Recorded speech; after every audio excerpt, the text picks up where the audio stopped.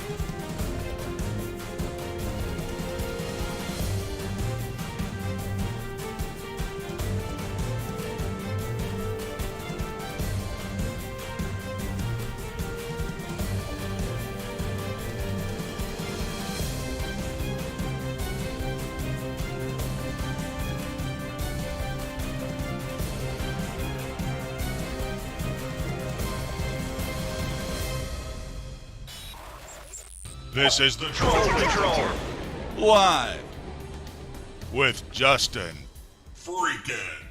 Well, my friend, you might be happy to find out that I am currently in talks with some higher-ups at the Pornhub. And if all goes well, the 16th platform that this show will appear on will be Pornhub. Well, shit, I thought I was going to be back on Facebook tonight after my month-long ban, but it doesn't seem I'm broadcasting out on Facebook, so I'm only on 14 platforms tonight, but thank you for joining us. It is a freaking Thursday, and it is debate night. So, you know, we're going to be here all night long with the crazy shit that's going to go down. Now, the first thing I need to talk about tonight is something that we covered last night. One of my idols passed away. The amazing James Randi. And I did probably, we watched 40, 50 minutes of videos of James Randi. Which anybody should. But in one of the craziest twists that's so James Randi, I got something completely fucking wrong. He fooled me posthumously. Always fuck that word up.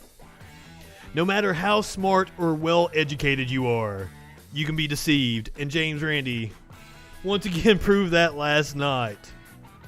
I fucking love it. So, we watched the video of the claiming of the $1 million challenge. And when we got to the end of it, all right, as I often tend to do, I started running my mouth. So we kind of missed something. So as I pointed out during the stream, I knew that this existed, but I'd never watched this video. I was aware that they had paid out the $1 million and explained to everyone like it was a computer that was able to read minds, yada yada yada. But so here, let's rewatch the end of this. Randy, I am in full support of the James Randi Educational Foundation, and I do not intend to actually take the... By the way, smoke them if you got them. And I'm going to break out the liquor here in a little bit.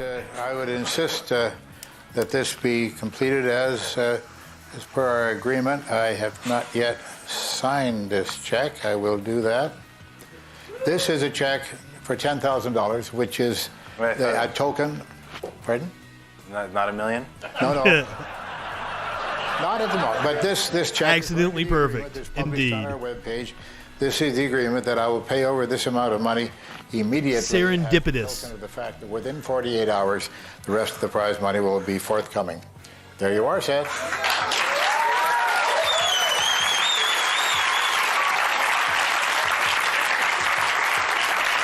I believe this is where I lowered the volume and started running my mouse. So now, What can I say? You didn't write the date. Well, what is the date? It's April 3rd. Well, according to my watch, it's April the 1st. It's It's April Fool's. I don't think we need to have this deal. That's it. That's a souvenir for you. so that is the most James Randi thing ever. Fuck, dude, I love you. My ass totally bought it. Fantastic. All right, now down to the politics. So I'm sure that's what everybody came for. We found out what Donald Trump... Oh yeah, we'll talk about Bo Rat here in a little bit. We found out what Donald Trump was using for his password, and you will never fucking guess it. It was MAGA 2020. Now, how is that even possible? Does Twitter, like, makes you put in a special character and a number, doesn't it? Like I said, oh, MAGA 2020 exclamation point. Ah, I see. I didn't see that at first. So, wow, that's how dumb the president is. His password on Twitter was MAGA 2020. And people voted for this idiot. Now, I'm no fan of the Democratic Party, but holy shit. So we're going to start off this show. Not even any capital letters, indeed.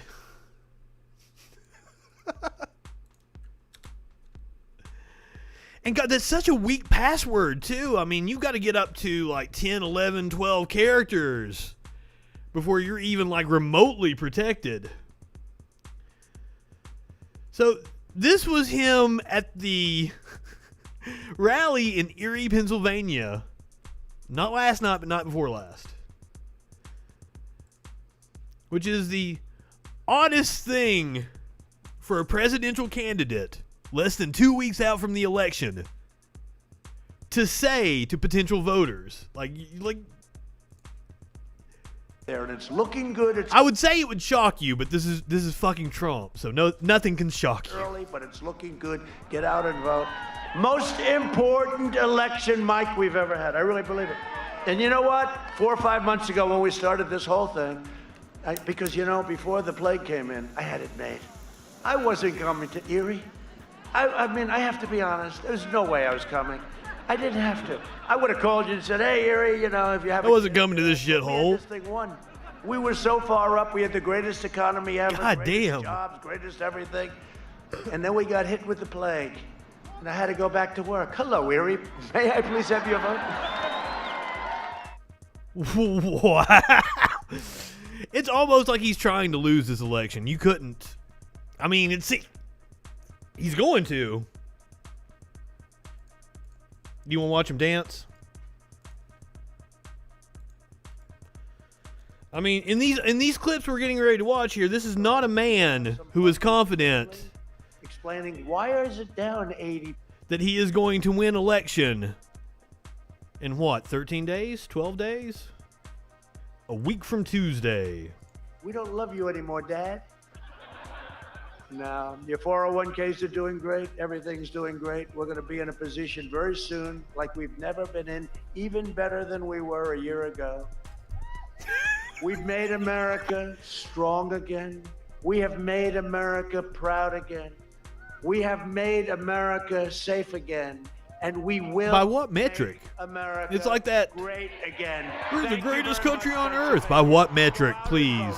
Go out and vote. Thank you, Pennsylvania. Thank you. Thank you.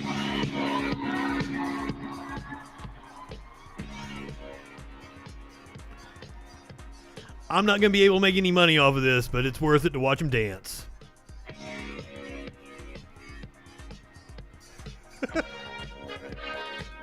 But look at the look on his face. He's not a happy man. And one of the things that I've wondered through all of this is how much are his advisors telling him? Does he realize what's getting ready to happen to him in a week and a half? Seriously! But I mean, every other fucking song he chooses, the artist comes out and's like, please, cease and desist. Have the Village People? Somebody look that up for me.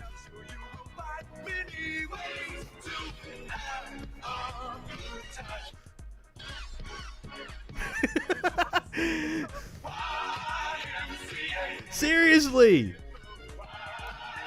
And I saw a different video from a different rally from over the weekend, I think it was. And it was a long shot, and you could see his feet. His feet doesn't move.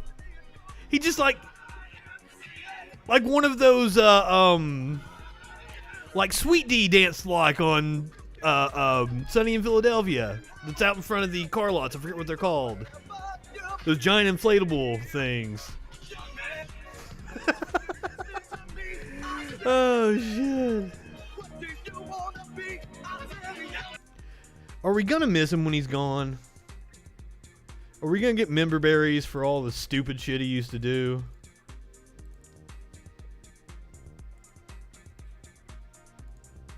Seems like the liberals have it for Bush right now.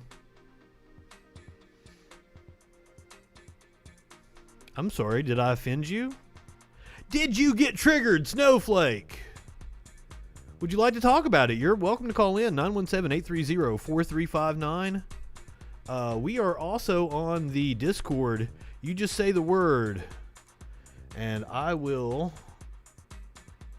hop right in the debate. We're live right now. You can hop in the Discord. Tell me what for. Oh, okay. I didn't know. I would have never guessed that people would have been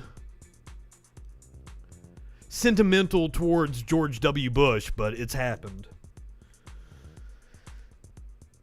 So now I don't even understand what all is going on.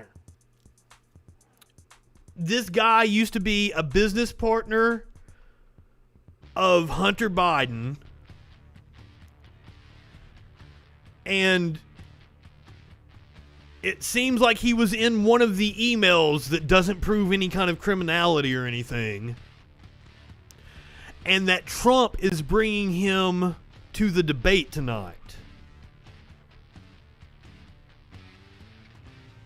Oh, so a member of the Village People asked him to stop. The Village People probably don't own the rights to that song. It's probably like in the catalog of Island Records, or fuck, Island's probably not a thing. BMI's a rights organization. I can't think of a record label name that's still in existence. I was like, Electric. No, that doesn't exist anymore. Atlantic. There's only like 3 record companies anymore. But anyway, the Village People probably do not own the rights to the song. But I don't...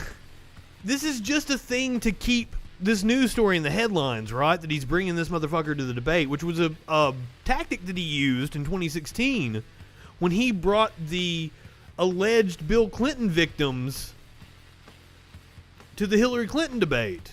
After the drop of the Grab 'em by the Pussy tape. Which, hey, I mean, in terms of electoral strategy, smart move. Now, I don't know that going to the well again with this move, which is a bullshit fake story, there's nothing to it. And just so everybody knows, I want to be perfectly clear that there is no evidence of Hunter Biden or Joe Biden doing anything wrong in the Ukraine. And I'm going to...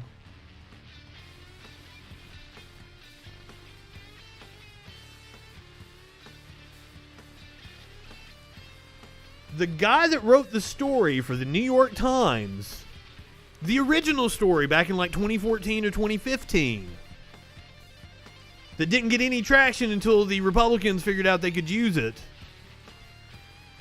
he says the Republicans have twisted his original reporting and got the story ass backwards. That Joe Biden went to the Ukraine not trying to protect his son, that it was the reverse. That he wanted a prosecutor fired so that a tougher prosecutor would be installed, and it would increase the possibility that Hunter Biden and Burisma would be under investigation. A Senate Intelligence Committee conducted an investigation, found nothing. So that's why my response to this has been anytime a right-winger brings this up, I'm like, hey, what in the emails is incriminating? Please tell me. Point to the exact email. And tell me why it's incriminating. They fucking can't. Because all this story was to get that picture of Hunter Biden with a crack pipe circulate on social media. You know it. And paint Biden as corruption. It's like a twofold. But that was the main thing. They wanted to get that picture of Hunter Biden with a crack pipe in his mouth circulating on social media for the sensationalism of it. Kind of backfired on them in a country where addiction has become a major issue and people are finally starting to have empathy towards it. It really doesn't look good on him. And then all the emails just show that Joe Biden is a loving father. That's why they are actually begging Trump to be nice. That's the inside word in the campaign, is that they are begging him not to come out and be a complete and fucking total dick tonight. We'll see how long that lasts, right? You guys want to take bets on it? How long is it going to last?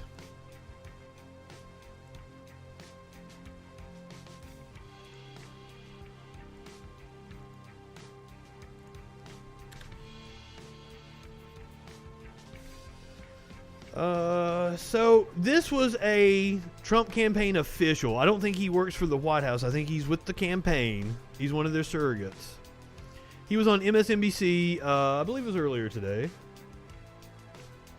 Yeah, earlier today. Has been somebody that has spread misinformation and disinformation about voting security. Given this new information from Director Wray and the comments he's now reiterating, will the president back off on making those claims? Is that a conversation that you and the campaign are having with him?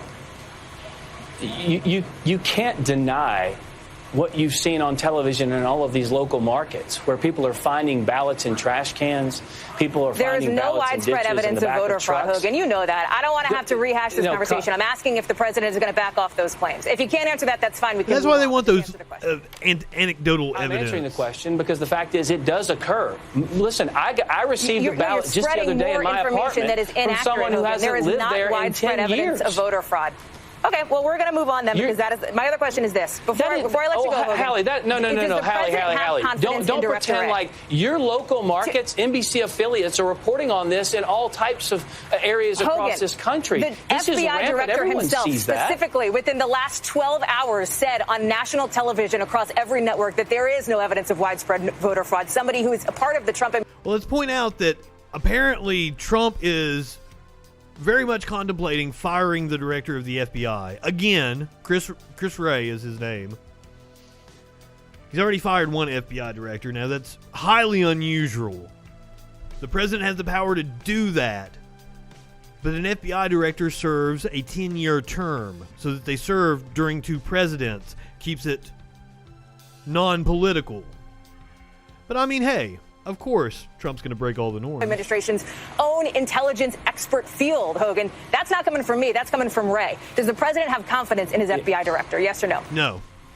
He's going to fire him. Confidence that the American people want a free and fair election. That's what he's been pushing for this entire time. That's why he set up the federal government to work with the states to get interference out of our election cycle. It was Barack Obama and Joe Biden who knew Russia was going to interfere and did nothing. I guess there's no answer to that question. A whole of Hogan government Gidley, approach we'll leave it there. To make sure Hogan, that thank every you. single I appreciate person's you coming vote on a day when we are obviously looking ahead to an important evening here in this presidential race. Hogan Gidley, National Press Secretary for the Trump campaign. It really seems that reporters in the last couple of weeks, probably because it looks highly likely that Trump will lose and lose big time, They've become more contentious with the campaign, and they aren't putting up with bullshit anymore. Where have they been the last, 3.5 years? They've been trying to appear impartial, but Republicans are just going to attack them anyway. Everything is a liberal conspiracy to a right-winger. All right, so here we are. This interview was set to air on 60 Minutes this Sunday night. Now, what we are getting ready to watch, this 37 minutes of it, and apparently Pence is in this too. I didn't know that they interview both of them. Indeed. We're going to see more contentious exchanges between the campaign and a reporter here. You're going to be fair. You're going to be fair. Just be fair. But Trump released this, violating their agreement with 60 Minutes, yada, yada, yada. Apparently, he had agreed to talk for a certain amount of time, and he walked out. But that's their game plan, because right-wingers have to claim that they're victims and that everything is rigged against them, because what they're going to do is on election night try to say that they won and see if they can get away with it. Hands down. You guys know it. You see it coming. Uh-oh. You guys see Smokey over there on the table? Oh, God. Cats are going crazy in here. But all right. The Trump campaign dropped this a few hours ago on Facebook, Twitter. But last time I remember you saying to me, the real snowflakes. No, I'm not looking for that.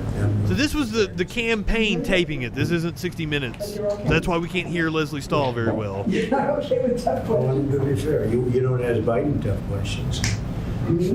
Huh? I don't even. It's terrible. I It's don't terrible. even you. You know that. Okay, are you ready? Everybody ready? We're out. Okay. Can I start? 1 second. Plus the door higher up on left, just a little drop. Should be fine. Am I okay? You're good. Okay. Yeah. I'm ready. So we have the pandemic. On your watch, we've had racial strife. We've had looting. Why do you want this job? Why do you want to be president again? Because we've done a great job and it's not finished yet. And when I finish, this country will be in a position like it hasn't been maybe ever. The economy is already roaring back, and other people aren't going to. We are in a position we have never been ever right now. Bring it back. They're going to raise taxes.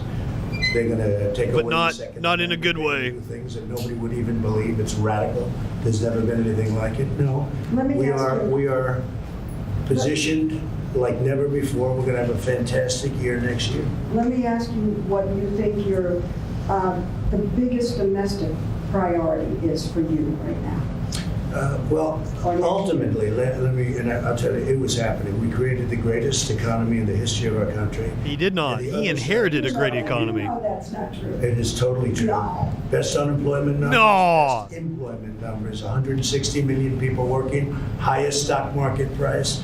You wouldn't say that to Biden, what you just said to me. If he had it, you would never say that to Biden. We had the best stock market price. They never take getting personal close to that responsibility price for again. anything. We had the best. Everything was the best. Our companies were doing better than they've ever done before. You cannot even think about talking about that. Well, I'm not going to fact check you. Well, you don't have to fact check me. I mean, excuse me. The stock market was at its highest. The unemployment numbers for African Americans, for Asian Americans, for Hispanic Americans, for everybody were the best. Every number, virtually every number was. We are looking down. We had the best economy ever. And what was happening is things were coming. Record unemployment at the moment, just because of his mishandling. I'm going to say that. And the other side was starting to call, let's get together. There was going to be unity. And then we got hit with the plague, and we had to do it again. And we closed it up, and I saved millions of lives we saved. And now the economy's growing again. I believe a report came out today that 130,000 people employed in the last would have been saved with I mean, those are all the good things. the priority now mass is mandates. to get back to normal, get back to where we were, to have the economy rage and be great with jobs and everybody be happy, and that's where we're going. And that's fuck what indeed. Who is our biggest foreign adversary? I would say China. They're an adversary.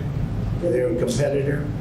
This motherfucker has paid more in taxes to China than he has to the United States. Disgraceful. Should never have happened. They should never have allowed this plague to get out of China and go throughout the world.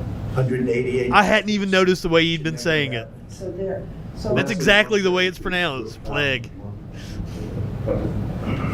What's wrong? The flag is wobbling, I think, because it's under, was bent up perhaps behind you. His hair's coming down a little bit. It's going to be getting it right. It doesn't look nice blowing. No, it's distracting. I can see it. Yeah, turn the arrow. I think we're better, guys. I'm going with or without you guys. It's not moving. Let's go. Okay, at this stage 4 years ago, you were behind in the polls, you won out, and you pulled it out.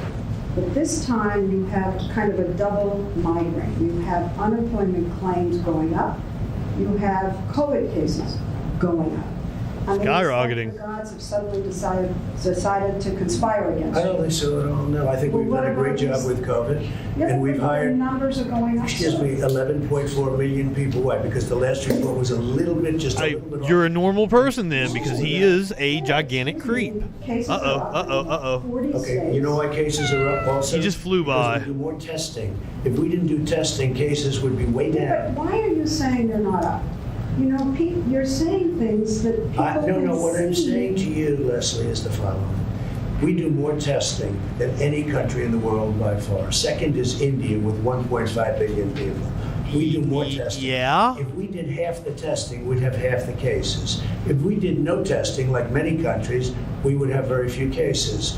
Because we do so much testing, the fake news media loves to say cases are up. The fact is we've done a very, very good job. Cases are up? We have done, that's right, because we're doing so much testing. Cases? The hospitals in like rural Tennessee and stuff are starting to put out dire warnings right now. Very misleading. When you're out there saying we've turned the corner, this thing is disappearing. That's right, we have turned the corner. People can see cases going up all over in the Midwest, in the Mountain West. Record numbers of cases. We have turned in the some corner. states. We understand the disease. Thank you. We understand the elderly, and we're taking care of them at a level like nobody's ever taken care of the elderly, especially the elderly with diabetes problems. His budget had cuts to Social Security in it. Nobody's ever taken care of them. We also understand the elderly are the ones disproportionately impacted. And it was gone. East Tennessee is indeed a hot spot right now. It was gone. Hardly knew he even had it.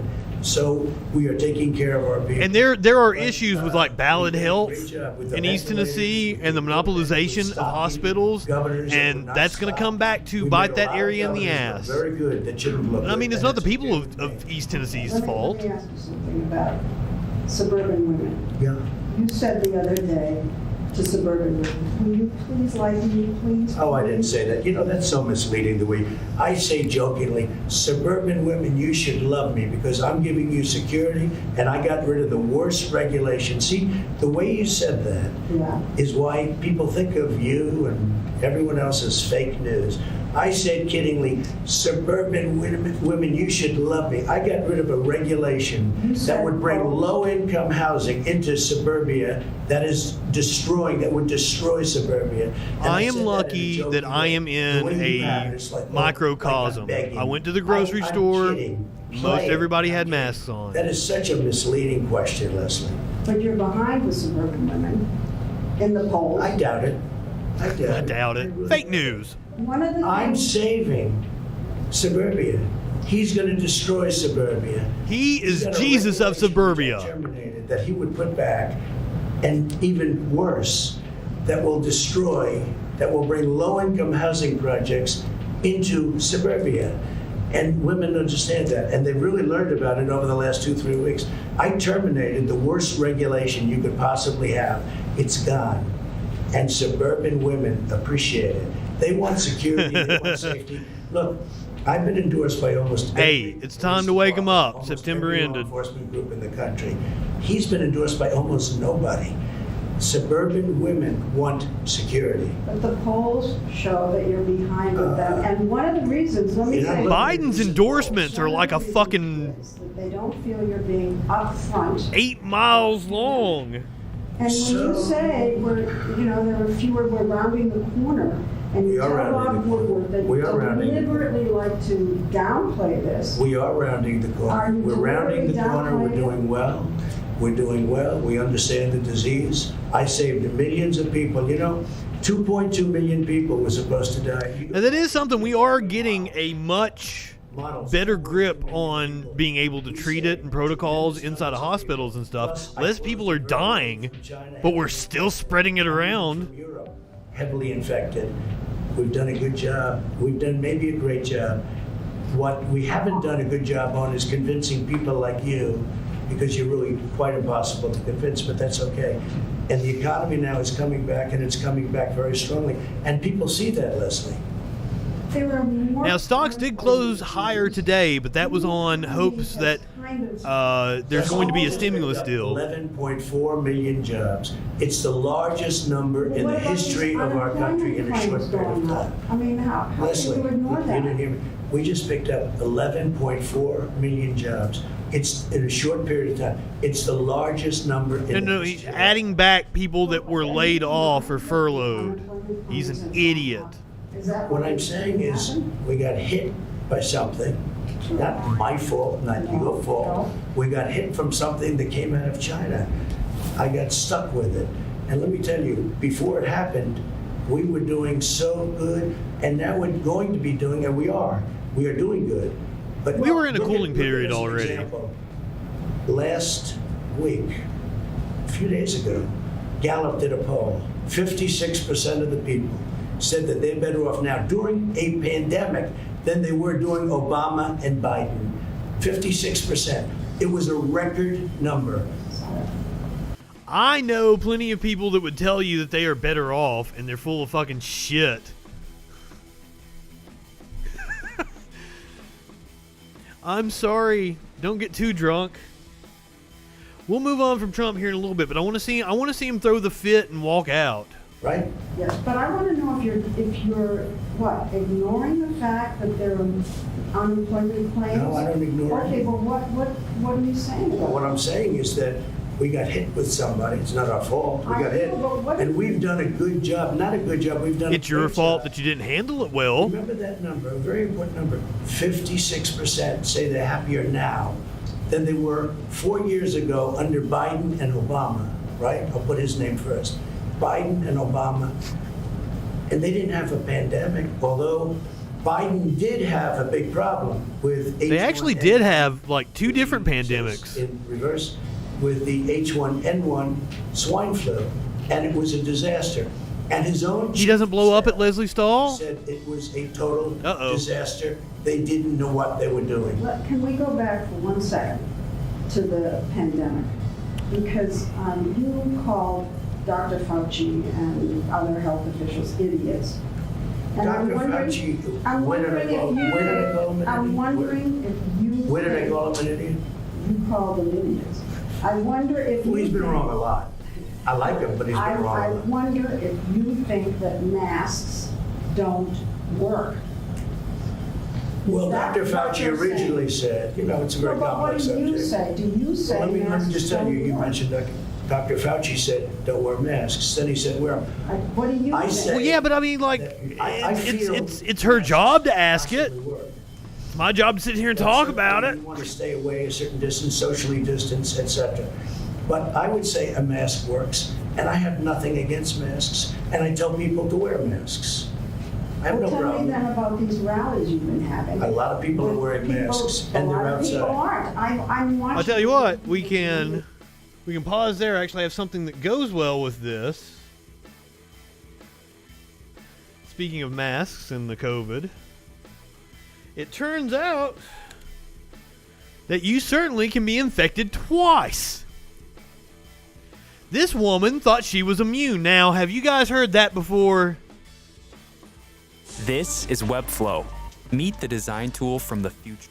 I do not endorse Webflow. Just got home. I spoke to her earlier this afternoon. Leslie Tanyan of Oklahoma City just turned 46 years old yesterday. She says her 2 battles with COVID, like you said, could not have been more different. One, she barely felt it. The second, she barely survived it. And I said, we need to go to the hospital because I can't breathe. It was mid-August. Leslie and her husband rushed to a metro hospital. I couldn't get my oxygen up. It was going down so fast to where I started passing out. Doctors immediately put her in the ICU. It feels like your head's going to explode because it gets so much pressure because you're not getting any oxygen. And she says at first they didn't even test her for COVID-19 because I had been previously diagnosed with COVID back in June. She says when she tested positive back in June, she barely had any symptoms. Shortly after that, she tested negative and thought she was finished with coronavirus. I thought I was immune. I did not think I would get it again, and I did. She says the medical team told her, because it's so new, COVID is so new, and they're learning every day. Leslie was then rushed to the COVID floor, where she stayed for 3.5 weeks. It's scary, and you feel alone. It's not like the flu. You know, and that is the one thing I want to say. After her stay in the COVID ICU, she got 2 negative tests and had to move to a long-term care facility. I was very lucky. Not very many people that get to that part make it. She was at that location for a month. All of that in my lungs, the damage. She's been back at home for a few days with the lingering effects of COVID-19. She says her survival now comes with a renewed purpose. This is serious, and it's taking a lot of lives. She's on a mission to warn others. I just want my... I don't like how that reporter kept cutting in and in and in. If you ask people the questions and you have your story already in mind, they'll say it the way you need it for your story to weave in and out, and you don't have to keep... That was very jarring to me. I'm sorry. I've been touring about like broadcaster watches and doing like a reaction video to different shows and stuff. I don't know. But if you can't tell where I'm going with this, somebody who thought they were immune got it twice. I think we are still on Trump dies of COVID watch. Now, if he dies of COVID and I get to see him lose the election, praise be to James Randi. That I like 2020 couldn't get any better. Pandemic was worth it. I shouldn't make jokes like that. But to see him lose the election in historic fashion. And then the fact that he's out here still maskless, going to all these rallies after he asked doctors if he was gonna die. He's doing his best to get it again. Let's hope he does. And at this point in time, if he catches it again, he probably would die after he sees himself lose the election. He might even be able to call his election loss a comorbidity.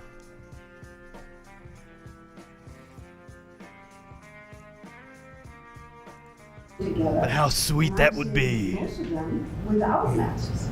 And I'm wondering the message that you're sending with these pictures coming across. Take a look. Yesterday, we were in Arizona, record-setting rallies, numbers of people like nobody's seen before. many masks. I watched. What? You used to have bigger rallies. Fuck Trump. I don't want to bigger over that. There's certain people you can wish death on. Trump, Mitch McConnell, people like that. Sure. That negative attitude. These are the biggest rallies we've ever had. We are having numbers like we've never had. Tell me about the There is masks. more, excuse me, no, but you made a statement. There's more enthusiasm right now for us than we ever had before. Ever. Now, there is enthusiasm in his base. But what about the masks? A lot of people are wearing masks. I mean, I looked yesterday, a lot of people were, and it's outdoor.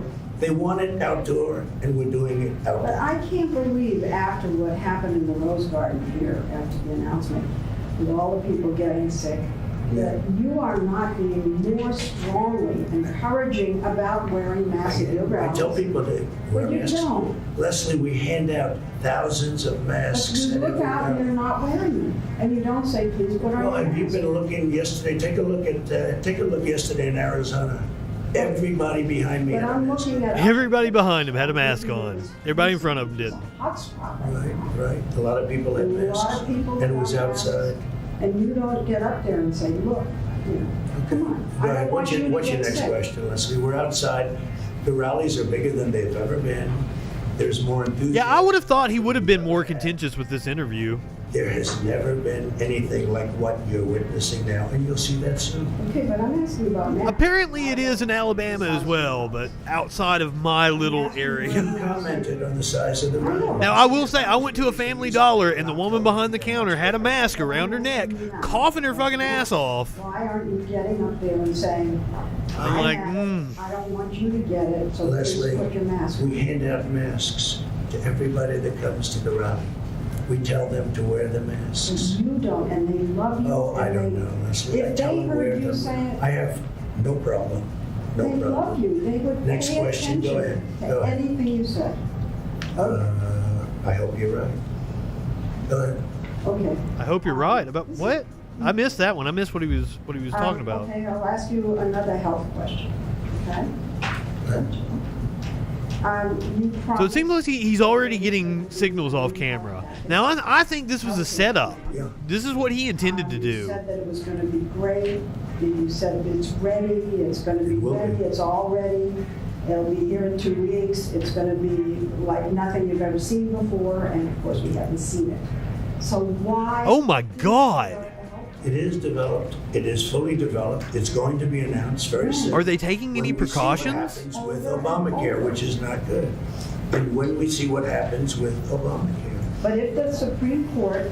And it will be much less expensive than Obamacare. That's why we needed a shutdown. That's why we needed the government to do a rent moratorium, pay people to stay home. We all could have had a nice little vacation, jacked off, watched Netflix, and then we would have been back to normal like fucking New Zealand now. And we will have a great healthcare plan. We watched video from Thailand. I'm sorry, Taiwan. We watched the video from Thailand. They had like 5 active cases at the time. And we actually have plans. And we have 180 million people right now have a plan. And you haven't been watching. You haven't been watching. But what about the pre-existing, people with pre-existing conditions? If the Supreme Court... Are protected. Will be totally protected. They are in court right now trying to end protections for pre-existing conditions. Protected as they are now. How? In any plan we do. That's one of the reasons why they want to jam through Amy Coney Barrett real fast. It's so that they can overturn the individual mandate. Always. But if I'm sorry, not the individual mandate. The patient protections. We'll have to see what happens. It's got a ways to go. I mean, pre-existing conditions. I think it'll end. I hope that they end it. It'll be so good if they end it. Because we will come up with a plan, which will be a. Yeah, we will. But you said it would already. We have large sections of it already done. And we've already come up with plans. Take a look. I mean, temperature checks are virtually useless. Various secretaries, various plans that we've already come up with. And now, I will say one thing, and maybe Pumpkin will verify this for me. I just learned this the other day, is that one of the other reasons why masks are so effective is because I thought you got like a little taste of a virus and then it's like full blown, but no, like the viral load has an impact. How much of the virus you get has an impact on how sick you get. So that's another thing, like masks may not be perfect, but they help cut down on the viral load that you're putting out if you're infected. And it's going to be very good. And it's going to keep saying that and don't show it to us. And so people with pre-existing We've come up with many plans, Leslie, and they're already in existence. I'll tell you what. Oh shit. Let me see if I can find it here real fast. He's talking about his...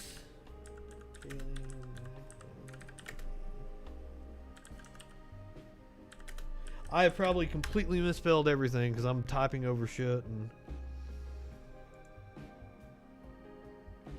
she handed Leslie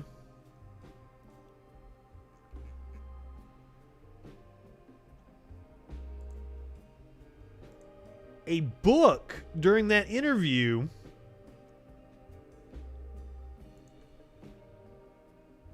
There it is. There it is. Leslie opens it, and it's blank. There is nothing on any of the pages. Apparently, they didn't even expect the reporter to open the fucking book they gave her. That's just like... That's what. It's not a matter of the fact that I don't agree with Biden or I don't agree with him politically. It's just competence and empathy. These people are just batshit insane, and they have to be removed from power. And then us leftists have to start January 21st, looking towards 2022, 2024. Because fuck Biden. Let's get him elected. Let's celebrate. And then fuck him. Let's get ready. We're going to war. That's a nice party you have there. Be a shame if somebody took it over. This interview, I will show you short term, longer term. I'll show you different plans. We've come up with many plans. And we got the... I'm sure there are some people out there having some COVID bukakis. That was the worst part of Obamacare. That's gone. Okay, all of that, I grant you. All of that. Oh my God! If there's no plan... Is that the way he always drinks water? And the Supreme Court says that Obamacare goes away, people with pre-existing conditions will be stranded. That's 180 million stunning to me. Who holds water like that? It won't be. It will not be accepted. And if the Affordable Care Act is determined to be unconstitutional, then we're going to have a new... Like, I thought he was just fucking around in that one video where he's drinking it. He really can't drink water, can he? We've come up with many plans, Leslie, and we have their own... Did I go back too far? I'll tell you what, after this interview, I will show you short term, longer term. I'll show you different plans. Is that the book We've come up with many plans. that Kayleigh McEnany gave her that was blank? The individual mandate is gone. That was the worst part of Obamacare. That's gone. Okay, all of that, I grant you, all of that. But if there's no plan... It didn't look like he was shaking or anything, though. It says that Obamacare goes away. People with pre-existing conditions will be stranded. No. And that's just a fact. It's wrong. It's wrong. A new plan will happen. But and we won't do anything, will, and... 15 minutes to the debate. Are you guys excited? Unless we have pre-existing conditions covered. And the individual mandate, which you don't want to mention, was terminated. It was terminated. Individual mandate was terminated. That is the biggest thing that's happened. And that actually makes Obamacare not Obamacare. Because under that, you would pay a fortune for the privilege of not having to pay. Well, it's the Affordable Care Act anyway. Terminated through the legislature. Obamacare was just done. That means Obamacare term that Republicans applied to it to try to slander it. Element of Obamacare, and it was the worst element of Obamacare that nobody wanted, nobody liked. So Obamacare essentially about 5 minutes terminated as we know it. Now we have the carcass of Obamacare. Well, part of the carcass we've managed it well. Interesting. Well, you know, I had a choice to make. When we get rid of the... You may be onto something there, Pumpkin. Do that, and I did it. Right? I had a choice to make. Do I manage... You are the real Pumpkin, right? Left of this whole thing called Obamacare, which I'm assuming, since you're not calling me a Nazi or a commie or whatever the fuck he says. Well, politically, maybe that's not good. I decided to manage it well. Do you want to leave it? I mean, no, I don't want to leave it. I want to see what happens. Here's what happens. We may be stuck with it if we lose in the Supreme Court, in which case we're wasting a lot of words. If we win... He does not like Chief Justice John Roberts. Come up with a much better health care for much less money, always protecting people with pre-existing conditions. Are you going to say that you didn't say this? Because I saw you say this. No, you're really trying to. I wish you would interview Joe Biden like you interview me. It would be so good. You know what? You like this, I thought. I don't mind. Joe Biden isn't contentious. He'll answer questions. He'll tell you exactly He's what in the midst of a scandal. you want. His family is corrupt. Okay, he's corrupt. He's a corrupt politician.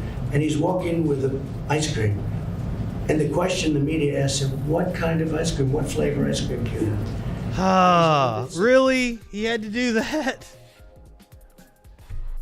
Speaking of Trump and ice cream, and since I'm sure you are bored with the whole Trump thing, we should have time to watch this before we get started with debate festivities.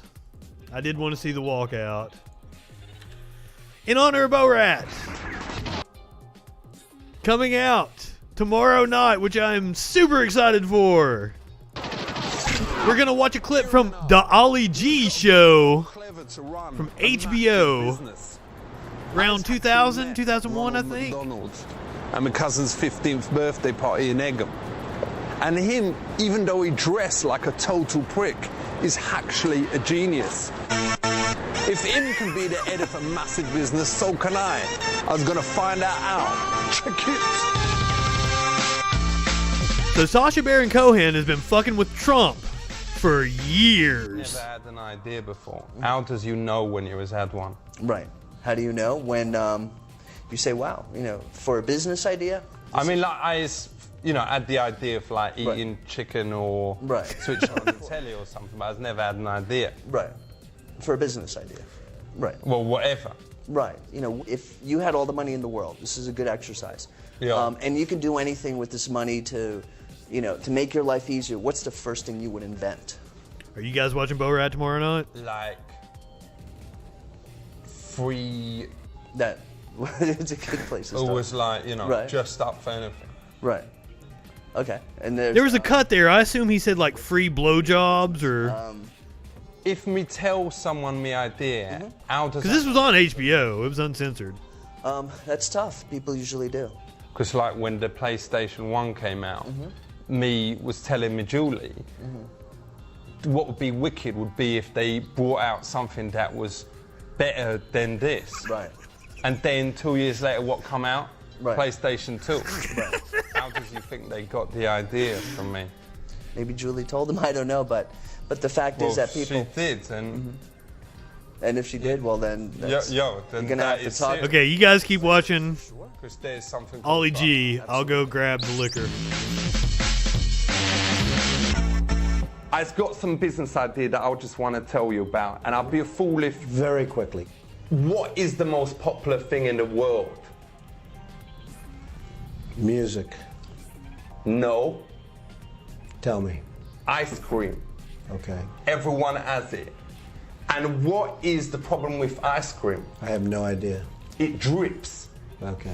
So my idea is what? To make a drip-proof ice cream. No. Brilliant idea, this. All right, whatever. You ain't going to come out with that, though. No, I promise you I won't. Well, my idea is to come out with just like these ice cream gloves that make the ice cream not Oh, God. and make it all well sticky. And also keep your hands So, I don't drink. You guys are aware of this, right? Like, very rarely. I got into a point when I was Sounds like a good idea. doing stand-up for a while. Good luck, folks. It's When I was been doing nice it. seeing you. You take care of yourself. Okay? Oh, he walked out on this interview. We've got like P. Diddy is going to be in it. Good. What? So, Trump loves walking out on interviews. No. Brilliant idea, this. All right, whatever. You ain't going to come out with that, though. No, I promise you I won't. Well, my idea is to come out with just like these ice cream gloves that make the ice cream not go on your hands and make it all well sticky. And also keep your hands warm when you is eating the ice cream. Okay. Is you in or is you in? Okay, well, it sounds like a good idea, and I hope you make a lot of money.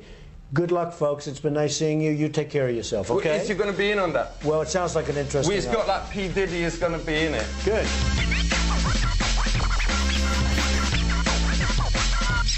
Aw, that was kind of uneventful.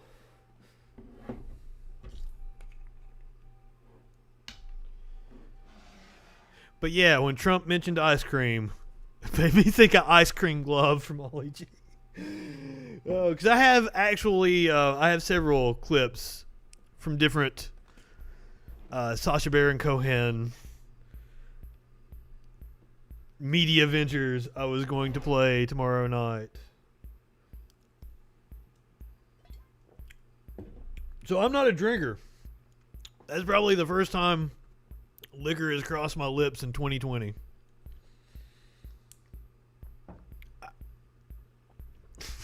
So I cannot take a shot every time Trump says plague, because I'll be fucking in the floor.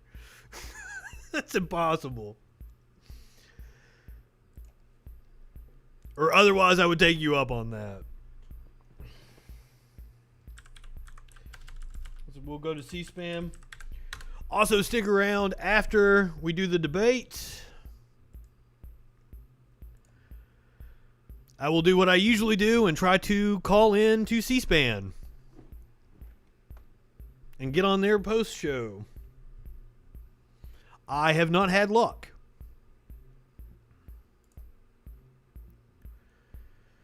It appears that Steve Scully isn't at C-SPAN at the moment. He is on hiatus. Apparently he's friends with Anthony Scaramucci. And when Trump attacked him, yeah, Smokey's going to take over. Now, Sox might come over here and take over the show. Smokey just wants to roll around in the dirt. Everybody gives Smokey way too much credit.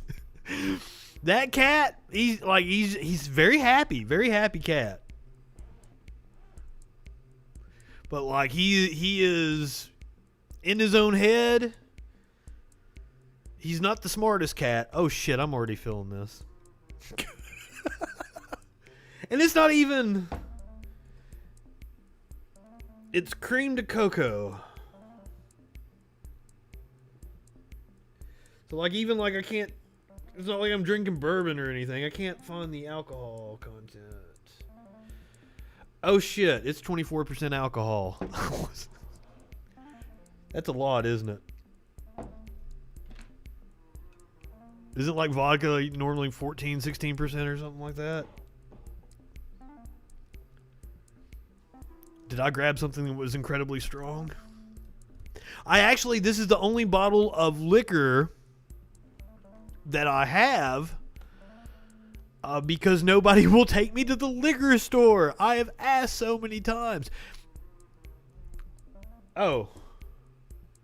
So I am drinking something that's not that hard. My bad. I'm sorry. I don't know anything about alcohol. Okay. See? I don't know, guys. Yes, it probably is a mixer, and it's like it's mixed with my chocolate milk. That's actually what I'm drinking. Somebody just asked for me to take a shot, so I did it. And it looked like I chased it with my chocolate milk, but honestly, this shit's really smooth. You can drink it straight.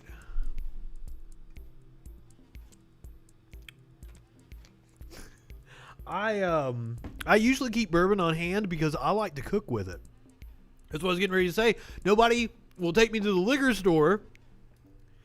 I'm out of bourbon. I usually keep a gigantic... I'm sorry, it's a girl drink. I usually keep a gigantic bottle of bourbon in my freezer, even though I don't like bourbon. I especially don't like brown liquors. I'm very much a pussy. But I absolutely love a fucking steak with like bourbon peppercorn. Oh, god damn. Bourbon brown sugar. Ah. I'm already buzzed. If you'll notice, I've been smoking out of this. This is my, that's my resin pipe. I'm not out. I'm just getting kind of low, and I have to make it last until Saturday or Sunday when I'll be able to re-up. So I was saving marijuana for when I got off the air. Well, actually, I have a bowl of actual marijuana packed for the debate. But I mean, I'm kind of buzzed right now, so I might not smoke that. Save it for later.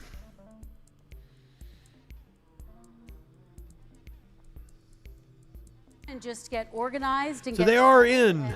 The show will start very soon. They are at Belmont University in Nashville. As I've mentioned several times, I really wanted to try to go to this. I'm a political junkie. I've been following politics since I was 16, 17, 18. Really got into it post 9/11. Into the Bush years, I became kind of radicalized by that. So going to a debate is something that's kind of on my bucket list, and I really wanted to do it. This is right here in my backyard. Somewhat. So I really wanted to try to make this happen, but then we're in the middle of a pandemic, and then Trump was being a little bitch. I didn't know if this debate was going to occur or not, because some of you might not know, I don't have a car by choice. Because, hey, car payments aren't very fun. But I don't need one, so I would have had to make arrangements to get to Nashville to attend the debate. So Trump being a little bitch, and me not knowing if this was going to occur 2 weeks ago, I wasn't able to make plans to go to Belmont University. Because I'd looked up to see if I could get in and get the tickets.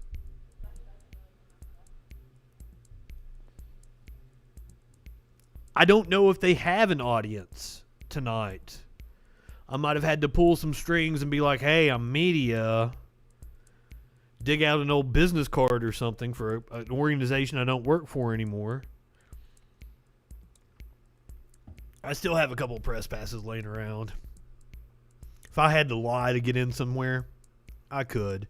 But then again, I have been on site with the president a couple different times. Not this president, back when I was doing news. And in order to get press credentials, goddamn, I had to go through a Secret Service investigation. I had to submit all kinds of paperwork to them for a background check, and which really sucks, because when it comes to presidential appearances and things, they only give you a day or two's notice. Like, these things are very spontaneous usually. So if you're trying to get press credentials for an event where the president is at, very, very short window of time you've got to be able to submit your paperwork. God, I'm buzzed.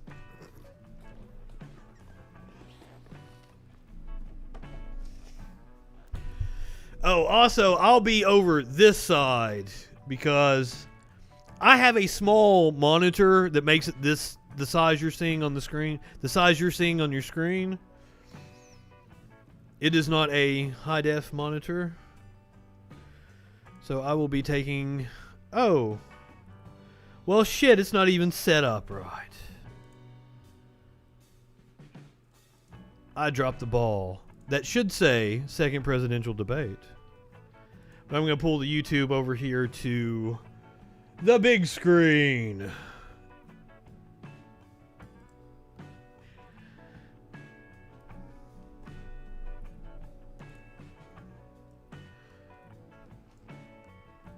So I can really enjoy this, because what you guys don't know is when I'm watching videos and commenting, I'm watching this little screen over here, and it kind of sucks.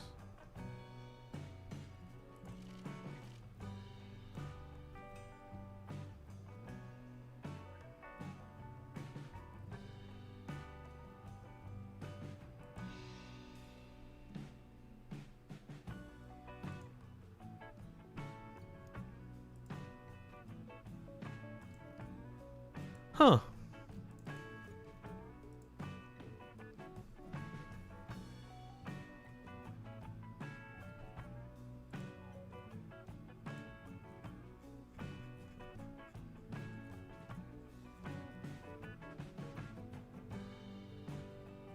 Oh, I guess, do I have the... Oh, I do have volume on. I was like, oh shit, why am I not hearing anything?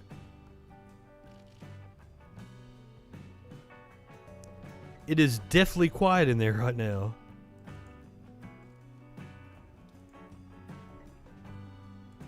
Boom.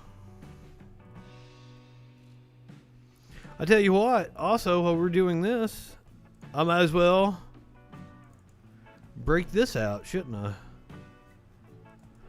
Boom! We are officially in election coverage. Roll Tide.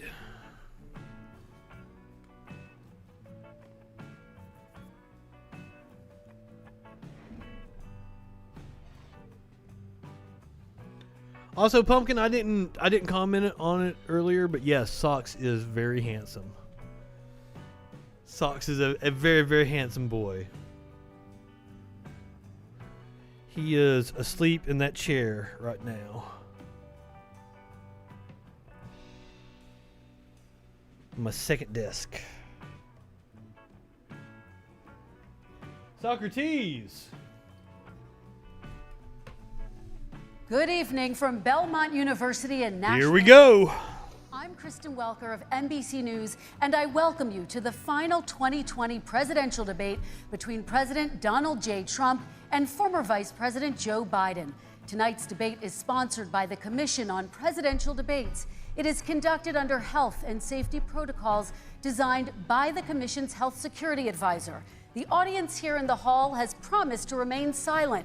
No cheers, boos, or other interruptions. Except for two. Right now, as we welcome to the stage former Vice President Joe Biden and President Donald J. Trump. They usually say right now and at the end.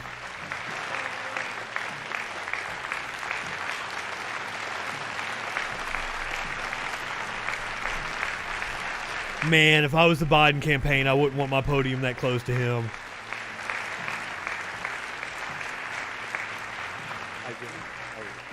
I mean, it may be more than 6 feet, but that motherfucker spits. To both of you, this debate will cover 6 major topics. At the beginning of each section, each candidate will have 2 minutes uninterrupted to answer my first question. The debate commission will then turn on their microphone only when it is their turn to answer. And the commission will turn it off exactly when the 2 minutes have expired.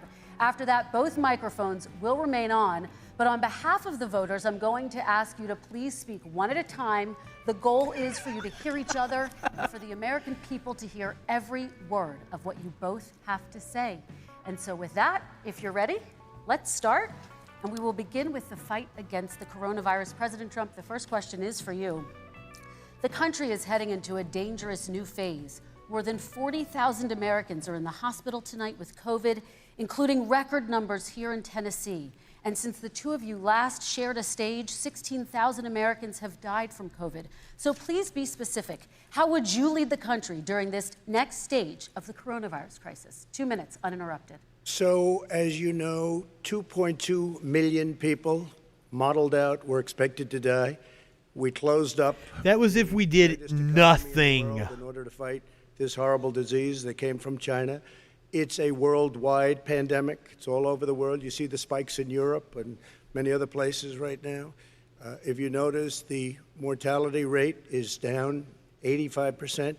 The excess mortality rate is way down and much lower than almost any other country. And we're fighting it, and we're fighting it hard. There is a spike. There was a spike in Florida, and it's now gone. There was a very big spike in Texas. It's now gone. I don't think those things just go away. It's now gone. And there are some spikes and surges in other places. They will soon be gone. We have a vaccine that's coming. It's ready. It's going to be announced within weeks, and it's going to be delivered. We have Operation Warp Speed, which is the military is going to distribute the vaccine. I can tell you from personal experience that I was in the hospital. I had it, and I got better. And I will tell you that I had something that they gave me, a therapeutic, I guess they would call it. Some people could say it was a cure. But I was in for a short period of time, and I got better very fast, or I wouldn't be here tonight. And now they say I'm immune. Whether it's 4 months or a lifetime, nobody's been able to say that, but I'm immune. More and more people are getting better. We have a problem that's a worldwide problem. I want him to get it and die of it so bad. Congratulated by the heads of just because he's saying, I'm immune, I'm immune. With the, if you take a look at what we've done in terms of goggles and masks and gowns and everything else, and in particular ventilators, we're now making ventilators all over the world, thousands and thousands a month, distributing them all over the world. It will go away, and as I say, we're rounding the turn, we're rounding the corner. It's going away. Okay, former Vice President Biden, to you, how would you lead the country out of this crisis? You have 2 minutes uninterrupted. 220,000 Americans dead. If you hear nothing else I say tonight, hear this. We're going to be 500,000 by this is over with. For not taking control. Absolutely. In fact, not saying I take no responsibility initially. Anyone who's responsible for that many deaths should not remain as President of the United States of America. We're in a situation where there are 1,000 great opening statement a day now, 1,000 deaths a day, and there are over 70,000 new cases per day.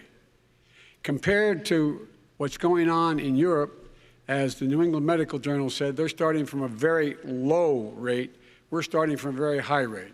The expectation is we'll have another 200,000 Americans dead between now and the end of the year.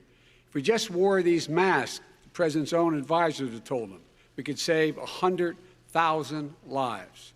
And we're in a circumstance where the president thus far and still has no plan, no comprehensive plan. What I would do is make sure we have everyone encouraged to wear a mask all the time. I would make sure we move in the direction of rapid testing, investing in rapid testing. I would make sure that we set up national standards as to how to open up schools and open up businesses so they can be safe and give them the wherewithal, the financial resources to be able to do that. We're in a situation now where the New England Medical Journal, one of the most serious journals in the whole world, said for the first time ever that the way this president has responded to this crisis has been absolutely tragic. And so, folks, I will take care of this. I will end this. I will make sure we have a plan. President Trump, I'd like to follow up. I am glad that Biden isn't as bad off as I thought he was back in January. Regeneron, you also He's said not what he was 5 years ago. Within weeks? Yes. Is that a guarantee? But I mean, he doesn't have dementia. It's not a guarantee, but it will be by the end of the year. But I think it has a good chance. There are two companies, I think, within a matter of weeks, and it will be distributed very quickly. Can you tell us which companies? Johnson & Johnson is doing very well. Moderna is doing very well. Pfizer is doing very well. And we have numerous others. Then we also have others that we're working on very closely with other countries, in particular Europe. Let me follow up with you, and because this is new information, you have said a vaccine is coming soon, within weeks now. Your own officials say it could take well into 2021 at the earliest for enough Americans to get vaccinated. We are going to know if we have a for sure vaccination by the end of this month, beginning of December. Is your timeline realistic? No, I think my timeline is going to be more accurate. I don't know that they're counting on the military the way I do, but we have our generals lined up, one in particular that's the head of logistics, and this is a very easy distribution for him. He's ready to go as soon as we have the vaccine, and we expect to have 100 million vials. As soon as we have the vaccine, he's ready to go. Vice President Biden, your reaction, and just 40% of Americans say they would definitely agree to take a coronavirus vaccine if it was approved by the government. What steps would you take to give Americans confidence in a vaccine if it were approved? Make sure it's totally transparent. Have the scientists of the world see it, know it, look at it, go through all the processes. And by the way, this is the same fellow who told you this is going to end by Easter last time. This is the same fellow who told you that, don't worry, we're going to end this by the summer. We're about to go into a dark winter, and he has no clear plan, and there's no prospect that there's going to be a vaccine available for the majority of the American people before the middle of next year. President Trump, your reaction, he says you have no plan. I don't think we're going to have a dark winter at all. We're opening up. He is being more restrained. We've learned and studied and understand the disease, which we didn't at the beginning. When I closed and banned China from coming in heavily infected, and then ultimately Europe, but China was in January. Months later, he was saying I was xenophobic. I did it too. What color is his face right now? I should have, moved quicker. Is it my TV? He was months behind me, many months behind me. And frankly, he ran the H1N1 swine flu, and it was a total disaster, far less lethal. But it was a total disaster. He looks brown instead of orange. Kind of numbers, 700,000 people would be dead right now, but it was a far less lethal disease. Look, his own person who ran that for him, who, as you know, was his chief of staff, said it was catastrophic, it was horrible, we didn't know what we were doing. Now he comes up and he tells us how to do this. Also, everything that he said about the way every single move that he said we should make, that's what we've done. We've done all of it. But he was way behind us. Vice President Biden, your response. My response is he is xenophobic, but not because he shut down access from China. And he did it late after 40 countries had already done that. In addition to that, what he did, he made sure that we had 44 people that were in there in China trying to get to Wuhan to determine what exactly the source was. What did the president say in January? He said, no, he said, he's being transparent. The president of China is being transparent. We owe him a debt of gratitude. We have to thank him. And then what happened was we started talking about using that was when they were negotiating a trade deal. Make sure we go out and get whatever is needed out there to protect people. And again, I go back to this. He had nothing. He did virtually nothing. And then he gets out of the hospital and he talks about, don't worry, it's all going to be over soon. Come on. There's not another serious scientist in the world who thinks it's going to be over soon. President Trump, your reaction? I say over soon. I say we're learning to live with it. We have no choice. We can't lock ourselves up in a basement like Joe does. He has the ability to lock himself up. I don't know. He's obviously made a lot of money someplace, but he has this thing about living in a basement. Oh, here we go. By the way, I, as the president, couldn't do that. I'd love to put myself in the basement or in a beautiful room in the White House and go away for a year and a half until it disappears. I can't do that. And Kirsten, every meeting I had, I feel like he absolutely could. Including Gold Star families and military families, every meeting I had, and I had to meet them. I had to. It would be horrible to have canceled everything. I said, this is dangerous, and you catch it. And I caught it.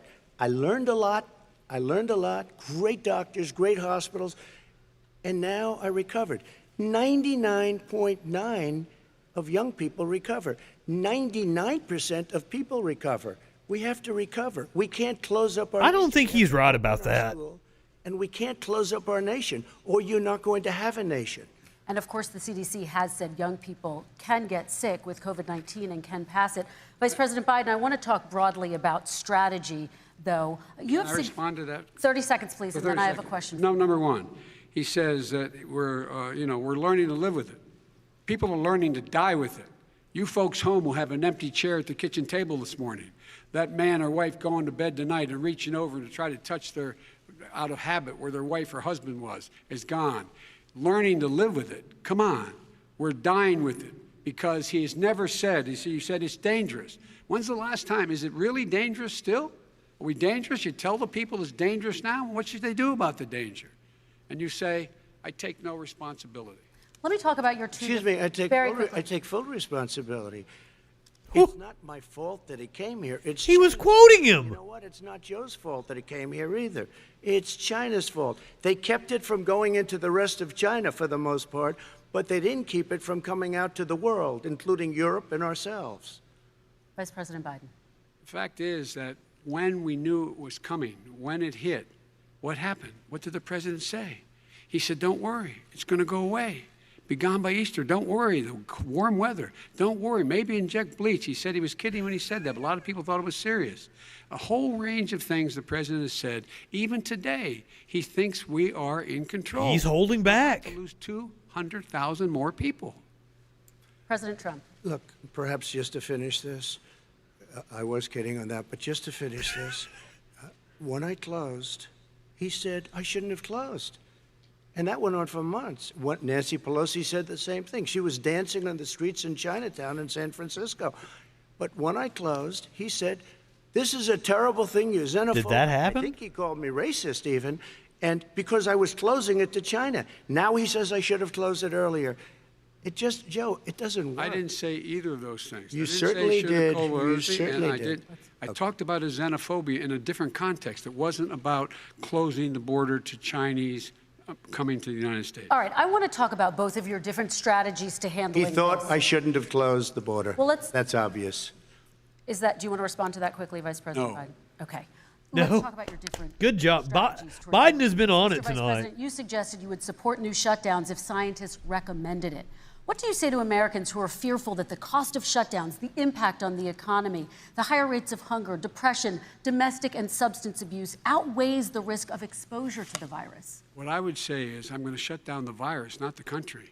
It's his ineptitude that caused the country to have to shut down in large part. Why businesses have gone under, why schools are closed, why so many people have lost their living, and why they're concerned. Those other concerns are real. He's correct. Remember, we lived through 2 pandemics under Obama. Negotiating with Nancy Pelosi and the rest of the Democrats and Republicans about We had measured shutdowns. I don't remember being affected by to it. make sure people had the capacity. But you haven't ruled out more shutdowns.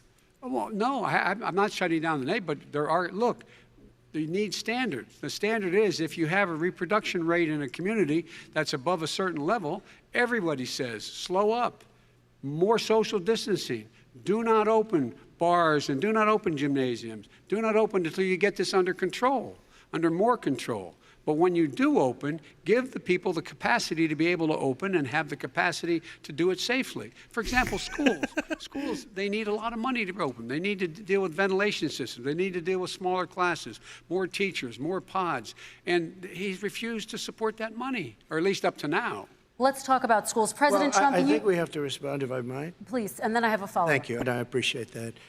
Look, all he does is talk about shutdowns, but forget about him. His Democrat governors, Cuomo in New York, you look at what's going on in California, you look at Pennsylvania, North Carolina, Democrats all, they're shut down so tight, and they're dying. They're dying.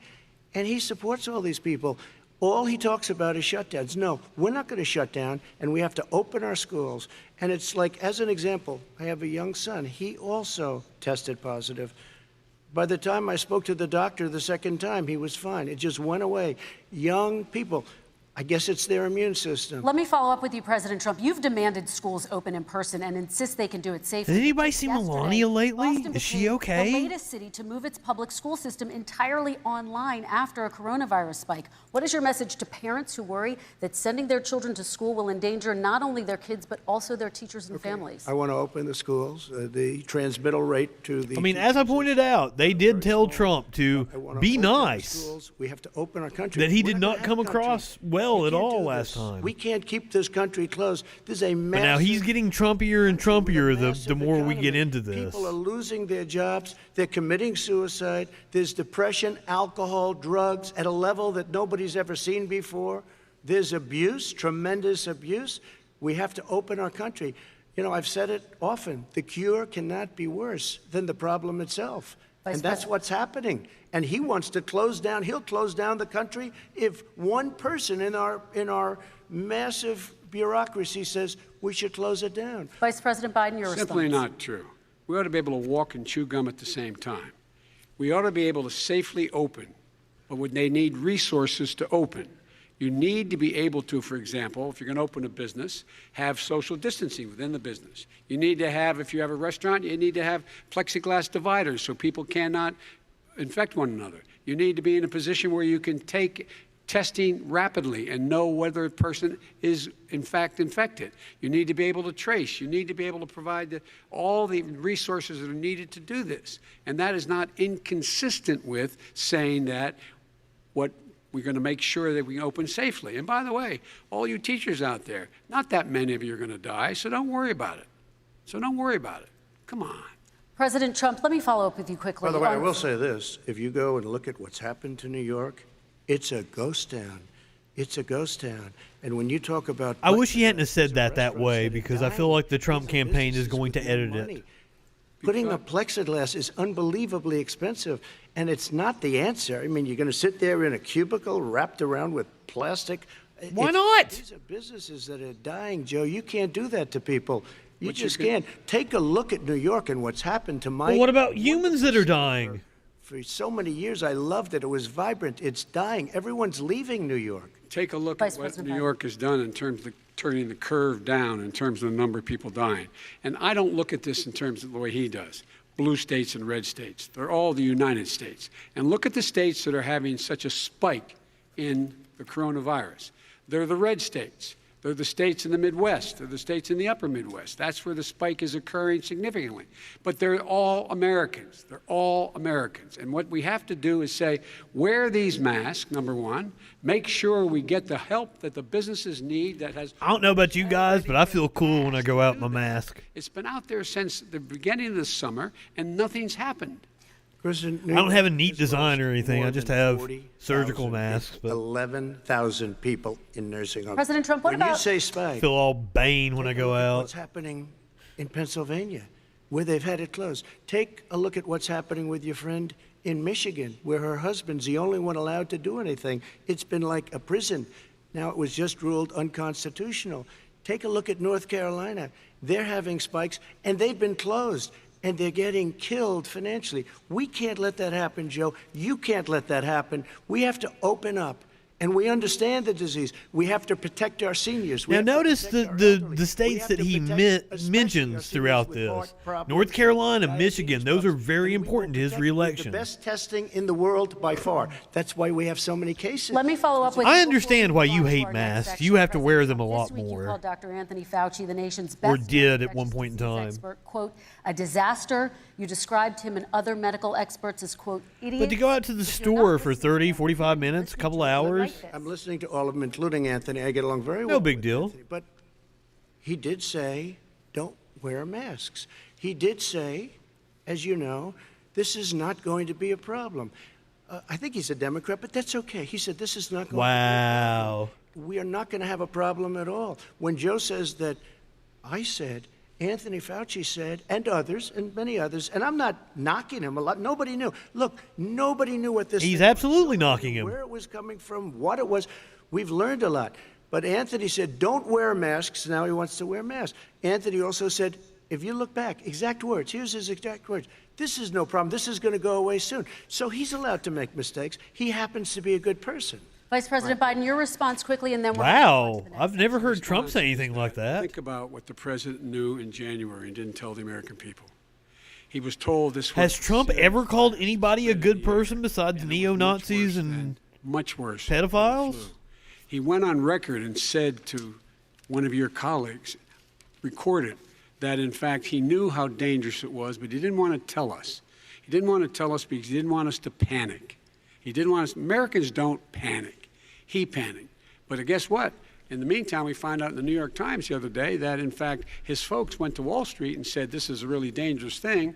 And a memo out of that meeting, not from his administration, but from some of the brokers, said sell short because we got to get moving. It's a dangerous problem. Well, this is I'm going to give you 30 seconds to respond, and then we're going to move on. I believe that. You're the one that takes all the money from Wall Street. I don't take it. I have. You have raised a lot of money, tremendous amounts of money. And every time you raise money, deals are made, Joe. I could raise so much more money as president and as somebody that knows most of those people. He has not raised more money. Wall Street, the heads of every company in America, I would blow away every record, but I don't want to do that because it puts me in a bad position. And then you bring up Wall Street. You shouldn't be bringing up Wall Street because you're the one that takes the money from Wall Street, not me. I could blow away your records that like you wouldn't believe. We don't need money. We have plenty of money. In fact, we beat no, they don't. They're broke. A tiny fraction of the money that she was able. All right, gentlemen, we're going to move on. Don't tell me about Wall Street. Average contribution, $43. All right, we're going to move on to our next section, which is national security. And I do want to start with the security of our elections and some breaking news from overnight. Just last night, top intelligence officials confirmed again that both Russia and Iran are working to influence this election. Both countries have obtained U.S. voter Now, in the FBI report earlier today, they didn't mention Iran. Intimidating messages to Florida voters. This question goes to you, Mr. Vice President. What would you do to put an end to this threat? You have 2 minutes uninterrupted. I made it clear, and I ask everyone else to take the pledge. I made it clear that any country, no matter who it is, that interferes in American elections will pay a price. They will pay a price. And it's been overwhelmingly clear this election, I won't even get into the last one, this election, that Russia has been involved, China has been involved to some degree, and now we learn that Iran is involved. They will pay a price if I'm elected. I'm skeptical of the Iran claim. Sovereignty. That's what's going on right now. They're interfering with American sovereignty. And to the best of my knowledge, I don't think the president said anything to Putin. I wouldn't put it past Russia to try to make it seem like Iran interfered. I don't know why he hadn't said a word to Putin about it.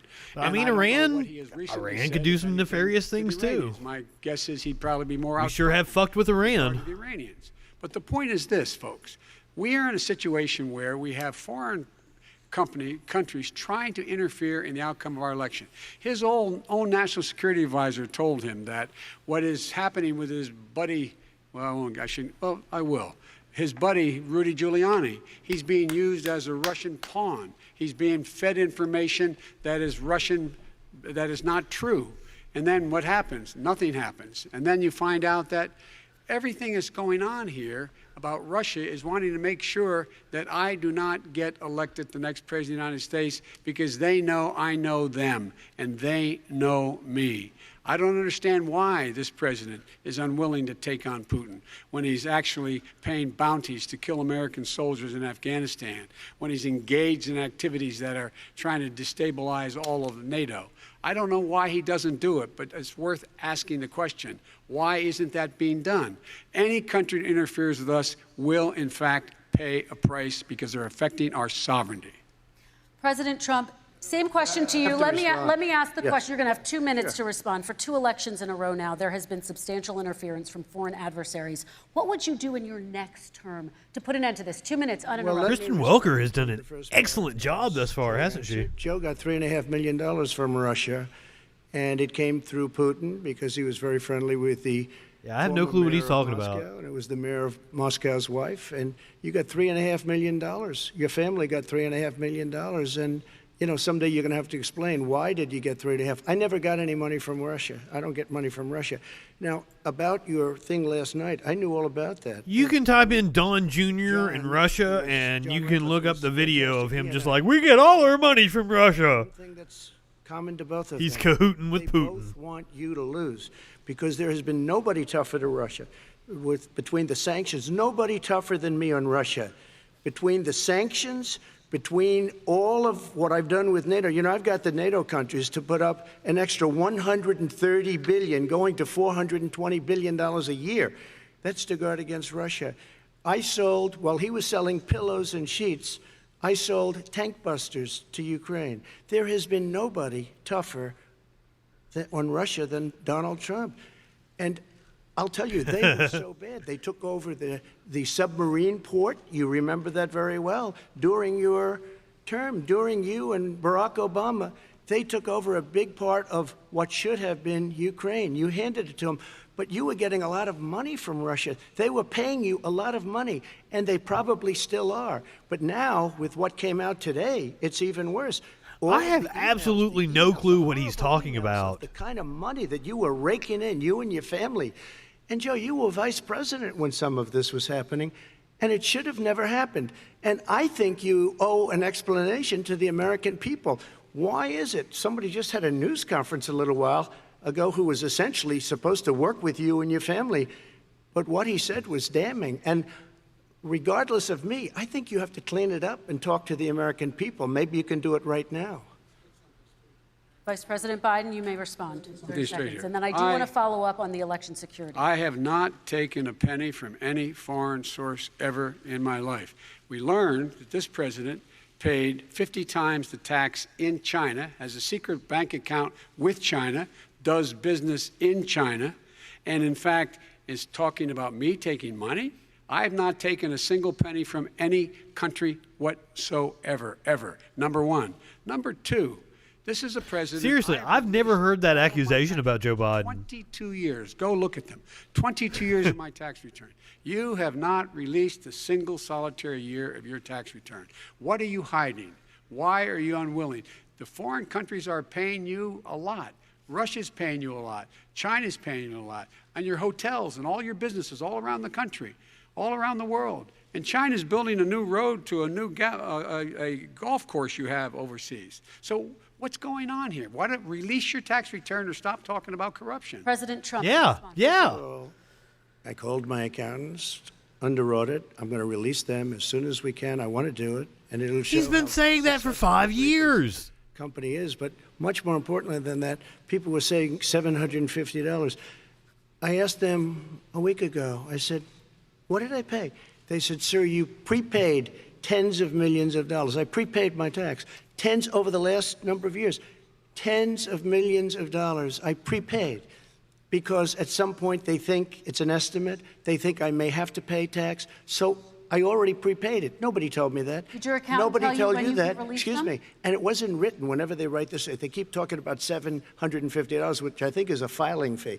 But let me just tell you, I prepaid millions and millions of dollars in taxes. Number one. Number two, I don't make money from China. You do. I don't make money from Ukraine. You do. His family has several business dealings in You China. made $3.5 million, Joe. God and your son damn. gave you. They even have a statement that we have to give 10% to the big man. You're the big man, I think. I don't know. Maybe you're not. But you're the Is big this man, something from one of the emails? We have to give 10% to the big man. Joe, what's that all about? It's terrible. All right, gentlemen, I want to ask you both some questions I have about to all of this. respond to But that. I'm going to let you both respond very quickly. You just said you spoke to your accountant Yes. about potentially releasing your taxes. Did he tell you when you can release them? Do you As have soon a as the audit is deadline for finished. when you're going to release them I to the get American treated people? worse than the Tea Party got treated. Because you I have a don't lot have of a time. people in there, deep down in the IRS, they treat me horribly. We made a deal, it was all settled until I decide to run for president. I get treated very badly by the IRS, very unfairly. But we had a deal all done. As soon as we're completed with the deal, I want to release it. But I have paid millions and millions of dollars, and it's worse than paying. I paid in advance. It's called prepaying your taxes. I paid in advance. I want to ask you both about Is that even a questions thing? regarding your potential foreign entanglements and questions that have been raised to give you both a chance Some to point talk about about this more broadly. Respond very quickly, and then I'll get to my question. Why did he's been saying this for 4 years? Show us. Just show us. Stop playing around. You've been saying for 4 years Everybody you're going to knows release your taxes. Nobody knows it, Mr. President. What they do know is you're not paying your taxes, or you're paying taxes that are so low. When last time he said what he paid, he said, I only pay that little because I'm smart. I know how to game the system. Come on. Come on, folks. Very quickly, President Trump, and then I want to get to two questions to both of you on this. I was put through a phony witch hunt for 3 years. It started before I even got elected. They spied on my campaign. No president should ever have to go through what I went through. Let me just say this. Mueller and 18 angry Democrats and FBI agents all over the place spent $48 million. They went through everything. That investigation made money. Including my tax returns, and they found absolutely no collusion and nothing wrong. $48 million. I guarantee you, if I spent $1 million on you, Joe, I could find plenty wrong. Because All the right. kind of things that you've done, and This the is the kind Mueller of report right your here. family has taken. I mean, your brother. That made Russia's money two off principal that. interference Millions operations in of dollars. 2016, Your other the social brother media further campaign made and a hacking and fortune. dumping And it's operations all violated free, criminal Joe, law. and they say you Numerous get links some of between it. individuals And with you do ties to the very Russian well. Your government and houses are individuals all associated with the very Trump campaign. well. All right, gentlemen, let me just ask. Not sufficient for criminal charges, the investigation established several individuals affiliated with the Trump campaign lied to the office and to Congress. Company when you were vice president. In retrospect, was anything about those relationships inappropriate or unethical? Nothing was unethical. Here's what the deal. With regard to Ukraine, we had this whole question about whether or not, because he was on the board, I later learned of a Burisma, a company, that somehow I had done something wrong.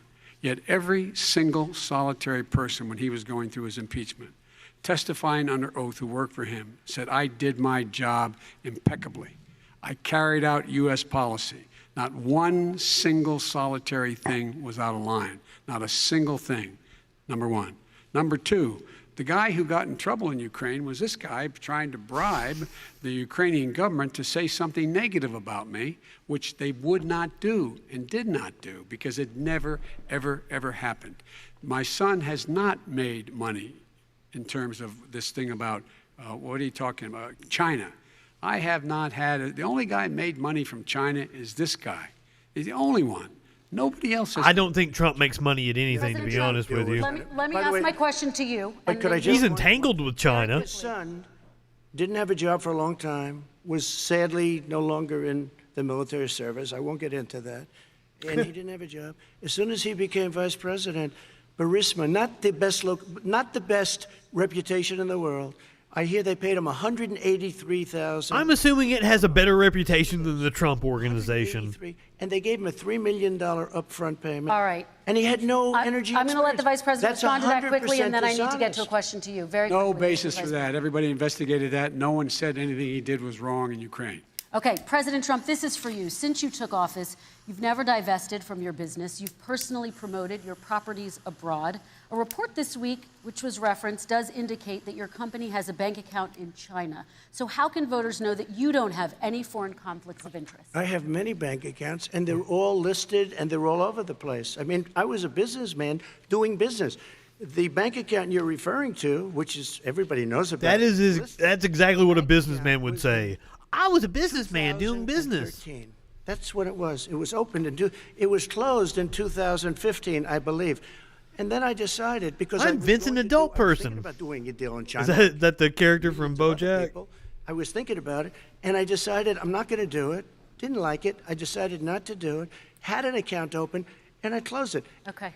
Excuse me. And then, unlike him, where he's vice president and he does business, I then decided to run for president after that. That was before. So I closed it before I even ran for president, let alone became president. Big difference. He is the vice president of the United States, and his son, his brother, and his other brother are getting rich. They're like a vacuum cleaner. They're sucking up money every His other brother. Move on. I do want to ask you, Vice President Biden, about China. Let's talk about China more broadly. There have, of course, President Trump has said that they should pay for not being fully transparent in regards to the coronavirus. If you were president, would you make China pay? And please be specific. What would that look like? What I'd make China do is play by the international rules, not like he has done. He has caused the deficit of China to go up, not down, with China, up, not down. We are making sure that in order to do business in China, you have to give all your intellectual property. You have to have a partner in China. It's 51%. We would not do that at all, number one. Number two, we're in a situation where China would have to play by the rules internationally as well. When I met with Xi, when I was still vice president, he said we're setting up air identification zones in the South China Sea. You can't fly through them. I said we're going to fly through them. That's been very purposeful, I assume, because that's been effective. They have to play by the rules. And what's he do? He embraces guys like the thugs like in North Korea and the Chinese president and Putin and others, and he pokes his finger in the eye of all of our friends, all of our allies. We make up we're 25%. I might have to agree with you there. I was trying to think of something more bullshit spitting. These are the rules. I don't know that I can. The price for not paying by them economically. That's the way I will run it, and that's what we did in upholding steel tariffs and I'm still like, what is up with the color of his face? All right, let's talk about North Korea. Excuse me, no, I have to respond to that. Okay. Very quickly. And then it can't be my TV because Joe Biden looks fine. After spending 10 minutes in office and being in Air Force Two, number one. Number two, there's a very strong email talking about your family wanting to make $10 million a year for introductions. President Trump, on China policy, though, what specifically are you going to do? What specifically are you going to do to make China pay? You've said you're going to make them pay. First of all, China is paying. They're paying billions and billions of dollars. I just gave $28 billion. New sanctions? I just gave $28 billion to our farmers. Taxpayers' money. Does he look orange right now? It's kind of like a reddish brown. I know who the taxpayer is. It's called China. China paid $28 billion, and you know what they did to pay it, Joe? They devalued their currency, and they also paid up. And you know who got the money? Our farmers, our great farmers, because they were targeted. You never charged them anything. Also, I charged them 25% on dumped steel because they were killing our steel industry. We were not going to have a steel industry. Okay. And now we have a steel industry. Okay, Vice President Biden, your response, please. Our response. We have a steel industry? There's a reason why he's. I think that would be news to a lot of people that are in the steel industry. The substantive issues. It's not about his family and my family. It's about your family. And your family's hurting badly.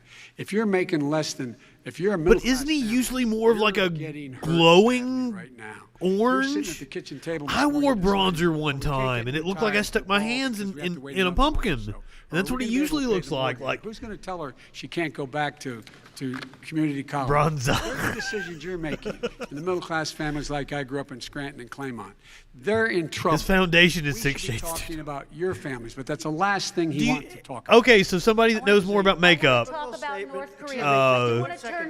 Is he using a foundation and then blending it? Like, is it that elaborate? And then he looks, the family, around the table, everything. Just a typical politician when I see that. Let's talk about I'm not North a typical Korea now. politician. Okay, that's why I got elected. Let's get off the subject of China. Let's talk sitting around the table. All right. Come on, Joe, you can do better. We're going to talk about North Korea now. President Trump, you've met with North Korean leader Kim Jong-un 3 times. That's the way it is when you argue with right-wingers. Like, you'll kick their ass and they'll be like, come on, you can do better. And yet North Korea recently didn't fucking old Gord say something like that to me? And continues to develop its nuclear arsenal. Do you see that as a betrayal of the relationship you forged? Just 30 seconds here because we need to get on to the next. So when I met with Barack Obama, we sat in the White House right at the beginning, had a great conversation. It was supposed to be 15 minutes, and it was well over an hour. I watched that the other day. North Korea. He indicated we will be in a war with North Korea. Guess what? It would be a nuclear war. And his ears don't match. Well, when he had coronavirus, his makeup was so weird. But he probably thinks the same thing about I guess he was trying to do it himself. We have a very good relationship, and there's no war.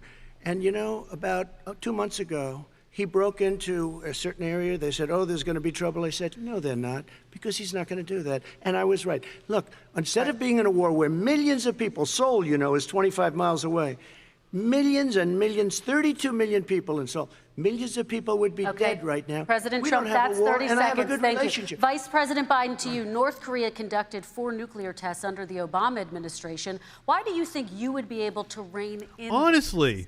Because I'd make it clear, which we were making clear to China. They had. Well, I will tell you what the right-winger that I've been spokesperson of the administration talking with.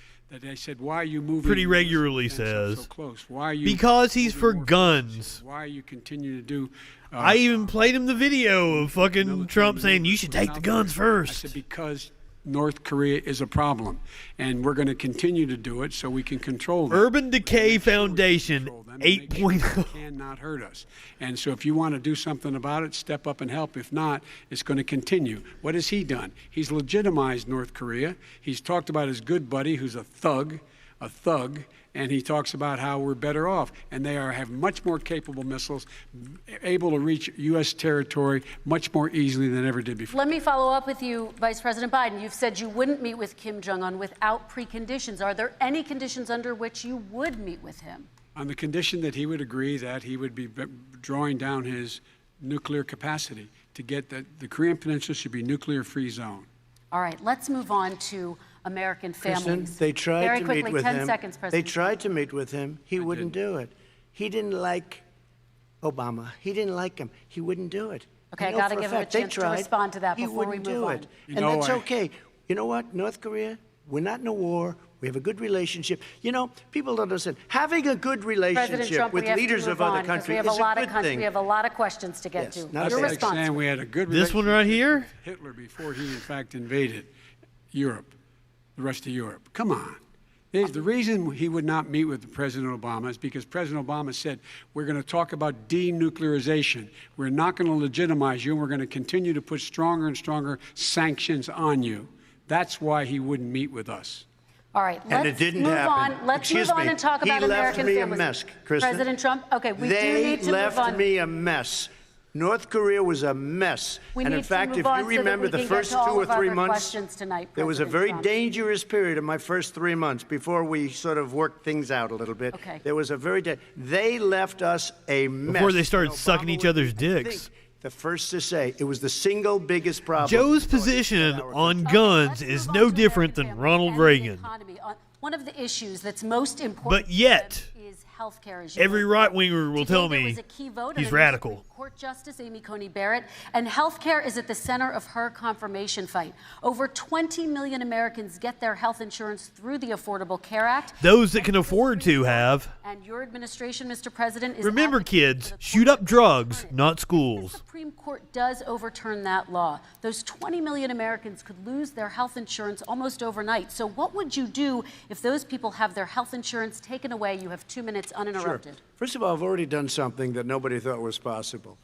Through the legislature, I terminated the individual... He's done several things I thought weren't possible. ...part of Obamacare, as we call it. The individual mandate where you have to pay a fortune for the privilege of not having to pay for bad health insurance. I terminated. It's gone. Now it's in court because Obamacare is no good. But then I made a decision. Run it as well as you can to my people, great people. Run it as well as you can. I could have gone the other route and made everybody very unhappy. They ran it. Premiums are down. Everything's down. Here's the problem. It should be to right-wingers. What we'd like to do is... It should be to the people that I'm trying to convince. I don't know that it's going to work. If we don't win, we will have to run it, and we'll have Obama. Somebody that voted for George W. Bush, voted for Bill Clinton, that kind of individual mandate. That kind of person should will always stay. What I would like be to on the do side of is Joe see Biden. Much better health care, much better. Will always protect people with pre-existing. So I'd like to terminate Obamacare, come up with a brand new, beautiful health care. The Democrats will do it because there'll be tremendous pressure on them, and we might even have the House by that time. And I think I've been contemplating moving to Europe. But come up with a better health care, always protecting people with pre-existing conditions. And one thing very important, we have 180 million people out there that have great private health care. Really? I would love for you to tell me more about Slovenia. Joe Biden is going to terminate all of those policies. These are people that love their health care, people that have been successful. I'm not sure what you're asking about now because I started thinking about Slovenia and I'm a little drunk. 180 million plans, 180 million people, families. Under what he wants to do, which will basically be socialized medicine, he won't even have a choice. They want to terminate 180 million plans. We have done an incredible job on health care. Okay, that's not as good when it's not like cold. Okay, Vice President Biden, yes, this is for you. Your health care plan calls for building on Obamacare. So my question is, what is your plan if the law is ruled unconstitutional? More giveaways to private insurance. Uninterrupted. What I'm going to do is pass Obamacare. I'd love to go to Norway. Become Biden care. The public option is an option that says that if you I bet that is a problem. Have the wherewithal to be, if you qualify for Medicaid, and it'd be like the fucking bougie, in your state to get Medicaid, fucking stuck up, providing competition for insurance companies. That's what's going to happen. Secondly, we're going to make sure we reduce the premiums. And how many hookers would you estimate are in Slovenia? Competition that doesn't exist now by allowing the Medicare to negotiate drug prices with the insurance companies. Thirdly, the idea that I want to eliminate private insurance. The reason why I had such a fight with 20 candidates for the nomination was I support private insurance. That's why I didn't. Not one single person with private New Zealand's president, very forward-thinking. Nor did they. Prime Minister. I'm not sure what to call lose their insurance unless they chose they wanted to go to something else. Lastly, we're going to make sure in a situation that we actually protect pre-existing. There's no way he can protect pre-existing conditions. None. Zero. You can't do it in the ether. He's been talking about this for. But I mean, rough estimate. No, I'm not even sure what the population of Slovenia would be. Is it a couple million? At the same time, we get the infrastructure plan. 10, 15 million, something like that? 17, 18, 19, and 20. Or am I overshooting it? A few more minutes. I know you're getting anxious. The fact is that it already cost the American that was people great. Because of this terrible handling of the COVID virus and the economic spillover. 10 million people have lost their private insurance. And he wants to take away 22 million more people who have it under Obamacare and over 110 million people with pre-existing conditions. And all the people from COVID are going to have pre-existing conditions. What are they going to do? I have a follow-up from Vice President Biden. It relates to something that President Trump said. He's accusing you of wanting socialized medicine. What do you say to people who have concerns that your health care plan, he beat the socialist, government insurance option, takes the country one step closer to a health care giveaway to private insurance? I say it's ridiculous. It's like saying that, you know, we're the idea that the fact that there's a public option that people can choose, that makes it a socialist plan. Look. Okay, so I wasn't far off with my first estimate there. It's not cool, a cool, cool. privilege, it's a right. Everyone should have the right to have affordable health care.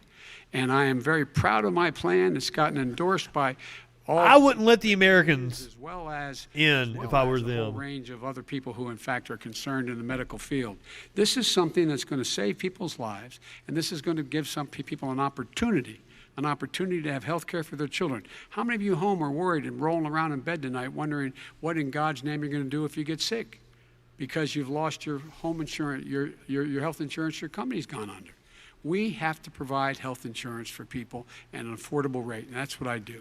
We need single-payer health care because we're moving into where it's a gig economy. Nobody's going to have a full-time job anymore. We're all going to have this piecemeal fucking 2 or 3 contract labor jobs. And then employee-based health insurance just isn't, employer-based health insurance isn't feasible. Is more liberal than Bernie Sanders and wants it even more. Bernie Sanders wants it. After all you've seen from America, you guys are still welcoming. With fracking. We're not going to have fracking. We're going to stop fracking. We're going to stop fracking. Then he goes to Pennsylvania after he gets a nomination where he got very lucky to get it. And he goes to Pennsylvania and he says, oh, we're going to have fracking. And you never asked that question. And by the way, so far, I respect very much the way you're handling this, I have to say. By the way. But somebody should ask the question. You can ask he goes for a year. There will be no fracking. This is the politest Trump has ever been? We're going to get to It's the same thing with socialized medicine. I have to respond. Vice President, your response, please. My response is people deserve to have affordable health care, period. Period. He's had like 3 compliments in this. In fact, to provide for that affordable health care, lower premiums. What we're going to do is going to cost some money. It's going to cost over $750 billion over 10 years to do it. And they're going to have lower premiums. You can buy into the better plans, the cheaper plans, lower your premiums, deal with unexpected billing, and have your... Boring is nice right now. He keeps talking about it. He hasn't done a thing for anybody on health care. Not a thing. Are they doing all right with coronavirus? He's talking about socialized medicine and and health care. When he talks about a public option, he's talking about destroying your Medicare, destroying your Social Security, and this whole country will come down. You know, Bernie Sanders tried it in his state. He tried it in his state. His governor was a very liberal governor. They want to doesn't really work on a state level. Let's let Vice President Biden respond. It doesn't Vice work. President He's Biden, a very confused guy. He thinks he's running against somebody else. He's running against Joe Biden. I beat all those other people because I disagreed with them. Joe Biden he's running against. And the idea that we're in a situation... Well, I think there were other machinations at play, this is the but guy that the actuary... I've gotten over that. If in fact, at Social Security, if in fact he continues to withhold... So you probably shouldn't bring it up, Joe. Social Security will be bankrupt by 2023 with no way to make up for it. This is the guy who's tried to cut Medicare. So the idea that Donald Trump is lecturing just the fact that you don't have to have a credit card, debit card, he tried to go in. He tried to hurt Social Security. That's just a barrier that we have here that shouldn't be there. Go back and look at the records. He tried to hurt Social Security years ago. All right, let's move on. I'm going to move on. Mr. President, I have to move on to the next question. They said the stock market will boom if I'm elected. If he's elected, the stock market will crash. Okay, let's move on to the next question. The financial wonks are saying, please elect the Democrats. The stock market is booming. It's his only measure of what's happening. Where I come from in Scranton and Claymont, the people don't live off of the stock market. Just in the last three years during this crisis, the billionaires in this country made, according to the Wall Street, $700 billion more. $700 billion more. Calm down, Joe. You've done so well. Don't let him throw you off. The ordinary people out there. What happens? And you've only got 30 more minutes. On Capitol Hill. We're going to Kristen, move on. 401ks are through the roof. We're going to move on. Stock are through the roof. All right. And he doesn't come from Scranton. That's like he lived there for a short period of time before he even knew it. We're going to move on to and the he next left. question. And the people of Pennsylvania Let me will move show on you to my that. next question, They gentlemen. understand. As of tonight, more than 12 million people are out of work. And before we started the debate, he was like, I don't want to come to Erie. More families are going hungry every day. Those hit hardest are women and people of color. They see Washington fighting over a relief bill. Mr. President, why haven't you been able to get them the help they need? 30 seconds here. Because Nancy Pelosi doesn't want to approve it. I do. But you're the president. I do, but I still have to get. Unfortunately, that's one of the reasons I think we're going to take over the House because of her. Nancy Pelosi doesn't want to approve it because she'd love to have some victories on a date called That is November not 3rd. going to happen. Nancy Pelosi does not want to approve it. We are ready, willing, and able to do something. Don't forget, we've already approved 3 plans, and it's gone through, including the Democrats, in all fairness. I think I saw the odds of the Democrats pulling a clean sweep are 70% right now. All right, Mr. Pulling a Vice clean President, sweep. Joe Biden winning the presidency is like 93% at the He will moment. not be able to pass it.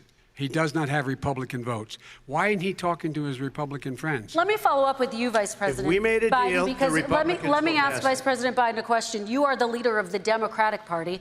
Why have you not pushed the Democrats to get a deal for the American people? Well, I have, and they have pushed it. Look, they passed this act all the way back in the beginning. They passed 3 bills. This is like it's not new. It's been out there. This HEROES Act has been sitting there. And look at what's happening. When I was in charge of the Recovery Act with $800 billion, I was able to get $145 billion to local communities that have to balance their budgets and states that have to balance their budgets, so then have to fire firefighters, teachers, first responders, law enforcement officers, so they could keep their cities and counties running. He will not support that. They have not done a thing for them. And Mitch McConnell said, let them go bankrupt. They want, yeah, that's what I was getting ready to say. They want them to go bankrupt. The bill that was passed in the House was a bailout of badly Because it's an opportunity for privatization. Democrat, all run by Democrats, cities and states. It was a way of getting a lot of money, billions and billions of dollars to these states. It was also a way of getting a lot of money from our people's pockets to people that come into our country illegally. We were going to take care of everything for them. And what that does, and I'd love to do that, I'd love to help them, but what that does, everybody all over the world will start pouring into our country. We can't do it. This was a way of taking care of them. This was a way of spending on things that had nothing to do with COVID, as per your question. But it was really a big bailout for badly run Democrat cities and states. All right, By the way, I want if to. I get elected, I'm running as a proud Democrat, but I'm going to be an American president. I don't see red states and blue states. What I see is American, United States. And folks, every single state out there finds themselves in trouble. They're going to start laying off, whether they're red or blue, cops, firefighters, first responders, teachers, because they have to balance their budget. And the founders were smart. They allowed the federal government to deficit spend to compensate for the United States of America. Yep. I want to talk about the minimum wage, gentlemen. Mr. Vice President, we are talking a lot about struggling small businesses and business owners these days. Do you think this is the right time to ask them to raise I think it's really the baby boomer generation, man, and the media. I do, because I think one of the things With Bernie, they blacked out Bernie, and that's what they had to do, because anybody that those small businesses. when you get to know Bernie, you like him more. That's the opposite of every other politician. So if you black him out of the media, nobody gets a chance to actually learn about him. To help them do everything from organize That's how you beat them. Deal with their businesses being open safely. Schools, how they can make classrooms smaller, how they can hire more teachers, how they can put ventilation systems in. They need the help. The Yeah, I don't think it was women. I think it's a generational thing. But these guys will not help them. It's not giving them any of the money. We are going to move on to immigration, one thing very but I quickly, want he to get said we your have to help our reaction. small businesses by raising the minimum wage. That's not helping. I think it should be a state option. Alabama is different than New York. New York is different from Vermont. Every state is different. It should be a state option. You said very recently. We recently. have to help. It's very important. We have to help our small businesses. How are you helping your small businesses when you're forcing? How are you helping small businesses, motherfucker? What happen is when you do that, these small businesses fire many of their employees. You said very recently you would consider raising the federal minimum wage to $15 an hour. You said recently you would consider raising the federal minimum wage to $15 an hour. Is that still the case? And I would consider it to an extent, but in a what I second really like, administration? in a second administration, but not to a level that's going to put all these businesses out of business.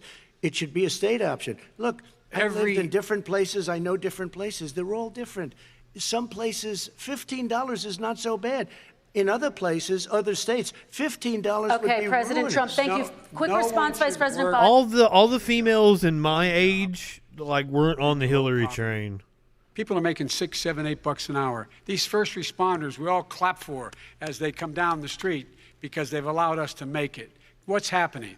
They deserve a minimum wage of $15. Anything below that puts you below the poverty level. And there is no evidence that when you raise the minimum wage, businesses go out of business. That is simply not true. We're going to talk about immigration. He is correct. We're going to talk about immigration now, gentlemen. But hell, we've been asking for a... Oh, shit, I'm on the wrong... Mr. President, your administration separated children from their parents at the border, at least 4,000 kids. You've since reversed your zero-tolerance policy, but the United States can't locate the parents of more than 500 children. So how will these families ever be reunited? Children are brought Amen to that, Pumpkin. by coyotes and lots of bad people, cartels. But also, I think Hillary didn't do herself any favors. To get into our country. Like, We now just have her as strong a border as we've ever had. secretiveness. We're over 400 miles of brand new wall. You see the numbers, and we let people in, but they have to come in legally, and they come in through merit. Like, she did everything she could to make people dislike They her. built cages. They used to say, "I built the cages," and then they had a picture in a certain newspaper. There was a Ultimately, I don't think Hillary is as Look bad at these cages. as President we make her out to It be. was determined they were built in 2014. A lot of it has been a 30-year media campaign Yes, to we're tarnish working on her. it we're But trying she very didn't hard. do But a herself lot of any these favors. Kids come out without the parents. They come over through cartels and through coyotes and through gangs. And she probably is greedy and corrupt and bought and paid for by Wall Street. These 500 plus kids. But I don't want to say that. They separated them at the border to make it a disincentive to come to begin with. There are people that strong. may have this corporatist view. It's not coyotes didn't bring them over. Their parents were with them. They got separated from their parents. And it makes us a laughing stock and violates every notion of who we are as a nation. Genuinely believe they're doing what's best for the They did country. We changed the policy. Your response they to did that? It. We changed. did not They built the separate cages. Who Not built the necessarily cages? doing Let's it out talk of about what we're greed. talking the cages, about. Let's Joe. talk about what we're talking about. What happened? Parents were ripped, their kids were ripped from their arms and separated. And now they cannot find over 500 sets of those parents, and those kids are alone. Nowhere to go. Nowhere to go. It's Here. It's criminal. Let me ask Kristen, you I will about say this. immigration. They went 10 down. seconds, We and brought then I need to ask reporters, you. everything. They are so well taken care of. They're in 40 facilities. years of neoliberal Reaganomics bullshit One question. caused this clusterfuck. And Biden isn't going to Let fix me it. ask about your immigration policy, Mr. Vice President. The Obama administration. My generation has to fucking take over. That's all there is to it. During the And we have come so close to taking over the Democratic Party the last two cycles. We're going to do it next time. Overhaul now. Because we made a mistake. It took too long to get it right. It took too long to get it right. I'll be president of the United States, not vice president of the United States. And the fact is, I've made it very clear. Within 100 days, I'm going to send to the United States Congress a pathway to citizenship for over 11 million undocumented people. And all of those so-called dreamers, those DACA kids, they're going to be immediately certified again to be able to stay in this country. I've got cat ass in my face. The idea that they are being sent home by this guy and they want to do that is they've gone to a country they've never seen before. I can imagine you're 5 years old. She was very isolated. The Rio Grande River, and She kept a very and it's illegal. And you walled-off say, persona. They've been here. Many of them are model citizens. Over 20,000. It worked 60% of the time, 90% of the time. Care of people Was during that this it? crisis. We owe them. We owe them. Kristen, he had 8 years to do what he said he was going to do. And I've changed without having a specific.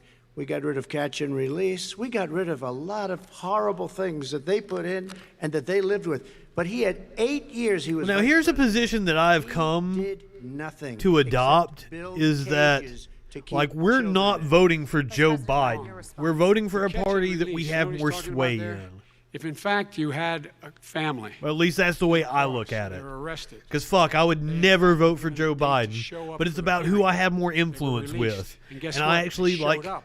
the organizations I This is the belong first to and president can in the history of the lobby United States have of more America. sway with Biden. So it would be stupid of me Has to do it in another not to go and do everything I happened can in before order in to get that party It's never happened elected. before in America. You come to the United States and and you make your case. leftists are going to need to get that mindset on the following if we're premise. going to take over the Democratic Party, which I think we They're should. sitting in squalor on the other side of the river. President Trump, your response, So 30 important. seconds, and then we'll move It just shows that he has no understanding of immigration or the laws. Catch and release is a disaster. A murderer would come in, a rapist would come in, a very bad person would come in.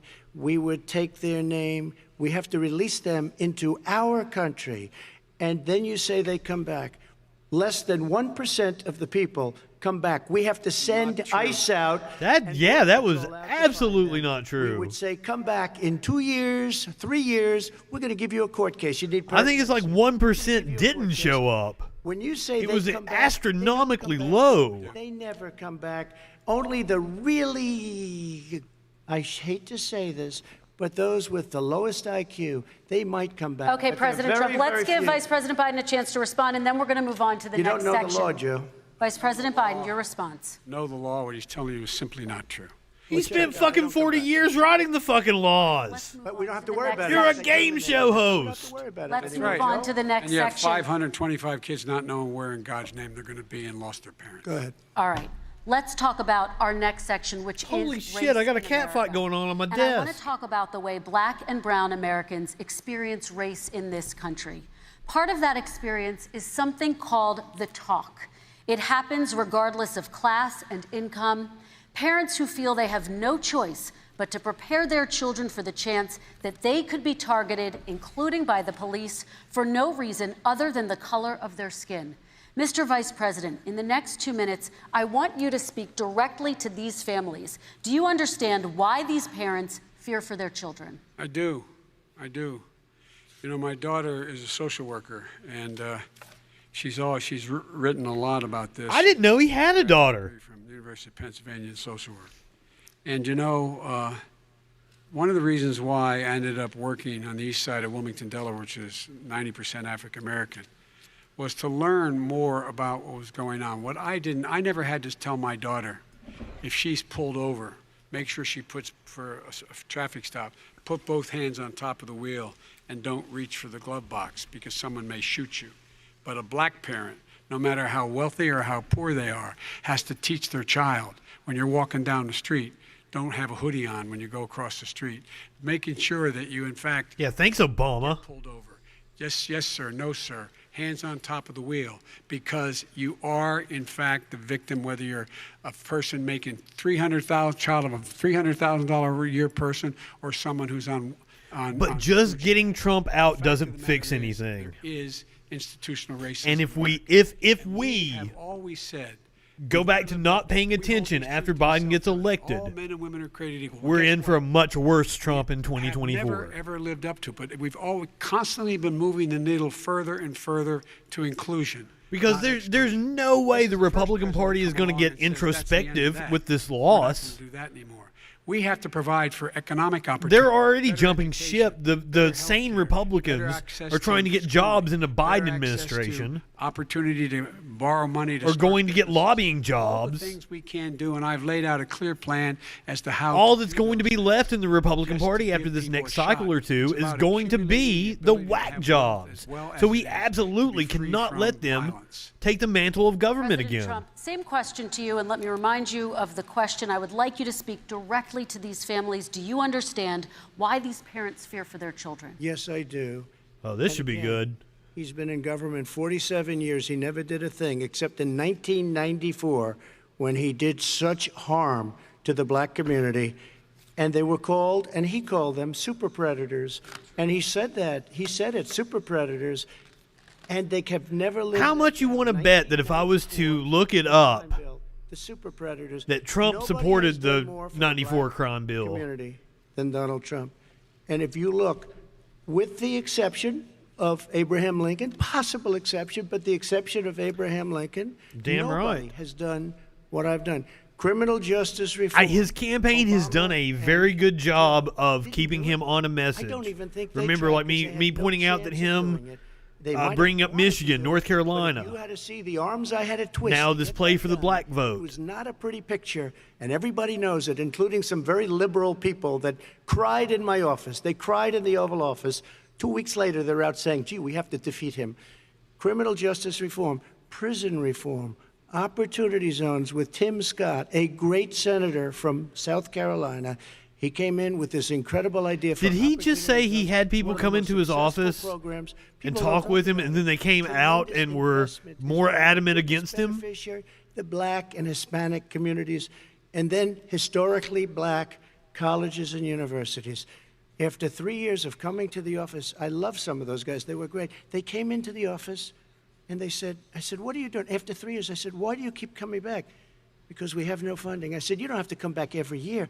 We have to come back because President Obama would never give them long-term funding, and I did. 10-year long-term funding, and I gave them more money than they asked for because they said, I think you need more. And I said, the only bad part about this is I may never see The president doesn't have the power to give anybody money. and they like me and I like them, but I saved it. Colleges and universities. Okay, and we're going to talk about both of your records, but your Eat hot chip, snort Adderall, and lie. I never, ever said Come for blacks. what he accused me of saying. The fact of the matter is, in 2000, though, after the crime bill had been in the law for a while, this is a guy who said, the problem with the crime bill, there's not enough people in jail. There's not enough people in jail. And go on my website, get the quote, the date when he said it. Not enough people. He talked about marauding gangs, young gangs, and the people who were going to maraud. Central Park 5. This is a guy who in the Central Park 5, 5 innocent black kids, he continued to push for making sure that they got the death penalty. None of them were guilty of the crimes they were suggested. Look, and talk about granted, he did in fact let 20 people, he commuted 20 people's sentences. We commuted over 1,000 people's sentences. Over 1,000. The very law he's talking about is a law that, in fact, initiated by Barack Obama. And secondly, we're in a situation here where the federal prison system was reduced by 38,000 people under our administration. And one of these things we should be doing, there should be no minimum mandatory. I'd rather have Kamala than Biden. That's why I'm offering $20 billion to states to change their state laws to eliminate minimum mandatories and set up drug courts. No one should be going to jail. Do tell what kind of fast one he's going to pull They on should us. be going to rehabilitation, not to jail. We should fundamentally change the system, and that's what I'm going to do. But why didn't he do it 4 years ago? Why didn't you do that 4 years ago, even less than that? Why didn't you do it? You were vice president. You keep talking about all these things you're going to do, and you're going to do this. But you were there just a short time ago, and you guys did nothing. We did. You know, Joe, God, it feels like forever ago. Because of Barack Obama, because you did a poor job. If I thought you did a good job, I would have never run. I would have never run. I ran because of you. I'm looking at you now. You're a politician. I ran because of you. All right, Vice President Biden, your Okay, response let me illustrate perfectly how voting for Biden isn't about voting for Biden. If Biden wins, if the Democrats take the Senate, You know my character. You know Bernie becomes the chairman of the banking committee. I am anxious to have this race. That fundamentally changes our lives. We want Bernie as the chairman of the banking committee. Our character is on the ballot. Look at us closely. Let me ask some follow-up. Please respond, and then we're going to have follow-up If this stuff is true about Russia, Ukraine, China, other countries, Iraq, if this is true, then he's a corrupt politician. All right. So don't give And me the stuff honestly, about how he's this innocent Bernie baby. may be able to do more for us corrupt as the politician. chairman of the banking committee than he would as I want to president. stay on the issue of race. We're Take a look talking at about the the issue. laptop from hell. It's a grim outlook, but I mean, Bernie would be fighting the entire Democratic Party the entire time, whereas Biden is going to come in intelligence folks and said that what this he is has the accusing me of connections and he is has a the goodwill. Russian plan. They have said that this has all the 5 former heads of the CIA, both parties, say what he's saying is a bunch of garbage. Nobody believes it except his and his good friend Rudy Giuliani. You mean the laptop is now another Russia hoax? That's exactly what. Is this that's where you're exactly going? what. This was is told. where he's going. The laptop is Russia, Gentlemen, Russia. I want to stay on the All issue. right, fireworks now. Be kidding. Here we Mr. go again President? with Russia. We're going to continue on the issue of race. Mr. President, believe you've that one. described the Black Lives Matter movement. You say that, but the gun lovers hate him. That's why I said I kept making the comparison between Reagan because I'm trying to win them over. Because that's the issue that they keep going back to. Should be fired. What do you say to Americans who say that kind of language from a president is contributing to a climate of hate and racial strife? Well, you have to understand, the first time I ever heard of Black Lives Matter, they were chanting pigs in a blanket, talking about police. Pigs. Pigs, talking about our police. Pigs in a blanket. Yeah. Fry them like Fuck bacon. 'em. Fry 'em. That's a horrible thing. And they were marching down the street. And that was my first glimpse of Black Lives Matter. I thought it was a terrible thing. As far as my relationships with... You know what I think is a terrible thing? I have great relationships with all people. I am the least racist person in this room. Well, what do you say Of to cop Americans deaths concerned by that compared rhetoric? with any other I country. don't know what to say. I got criminal justice reform done and prison reform and opportunity zones. I took care of black colleges and universities. I don't know what to say. They can say anything. I mean, they can say anything. It makes me sad because I am the least racist person. I can't even see the audience because it's so dark. But I don't care who's in the audience. I'm the least racist person in this room. Okay, Vice President Biden, let me ask you very quickly, and then I have a follow-up question for you. Abraham Lincoln here is one of the most racist presidents we've had in modern history. He pours fuel on every single racist fire. Every single one. Started off his campaign coming down the escalator saying he's going to get rid of those Mexican rapists. He's banned Muslims because they're Muslims. He has moved around and made everything worse across the board. It's a good line. Last time we were on stage here, he said, I told him to stand down and stand ready. Come on. This guy has a dog whistle about as big as a foghorn. President Trump, I'm going to give you 10 seconds to respond, and then I have a follow-up. No, he made a Pumpkin is reference to correct. Abraham Lincoln. Where did that come in? I mean, You said where you're did that- Abraham Lincoln. No, where did that? No. You said- I said not since Abraham Lincoln has anybody done what I've done for the black community. And I'm saying- I didn't say I'm Abraham Lincoln. I said not since Abraham Lincoln has anybody done what I've done. He doesn't understand humor. You guys know that, right? You have done nothing other than the crime bill, which put Oh, God.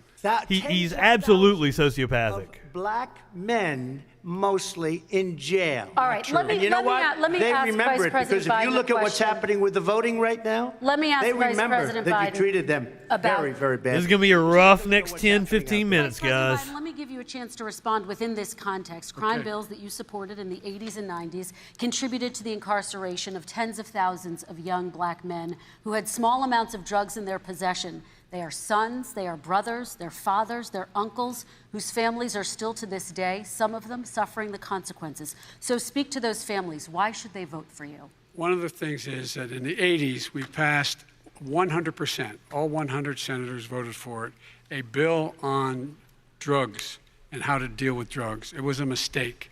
I've been trying to change it since then, particularly the Narcopath. cocaine.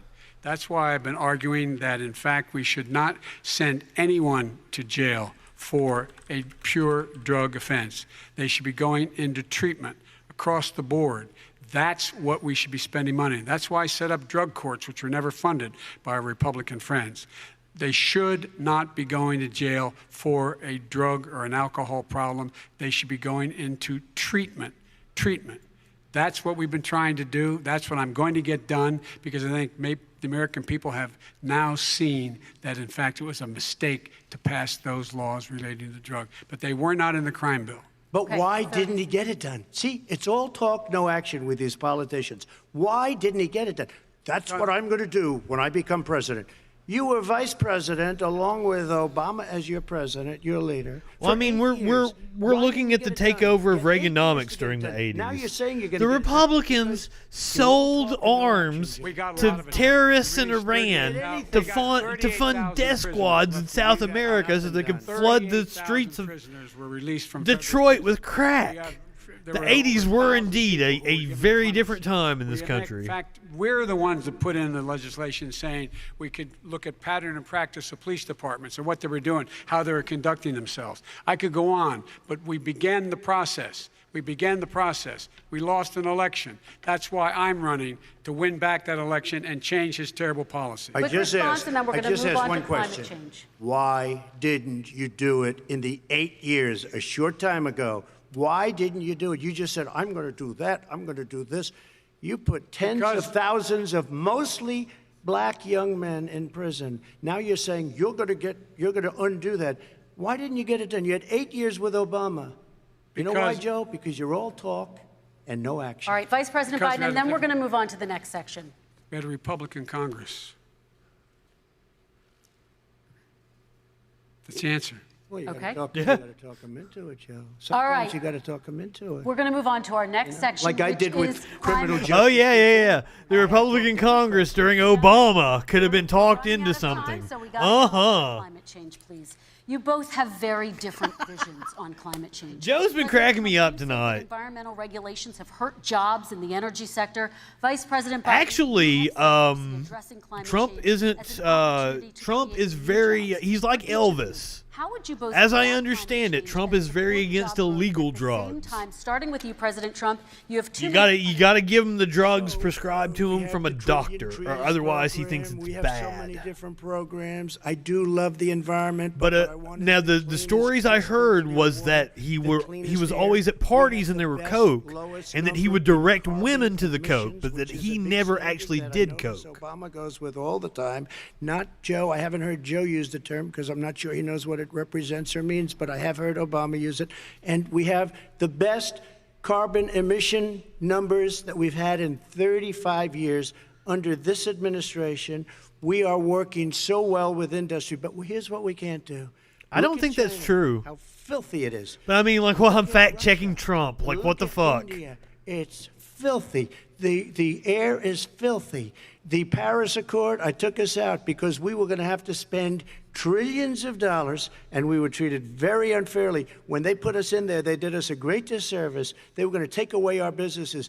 I will not sacrifice tens of millions of jobs, thousands and thousands of companies because of the Paris Accord.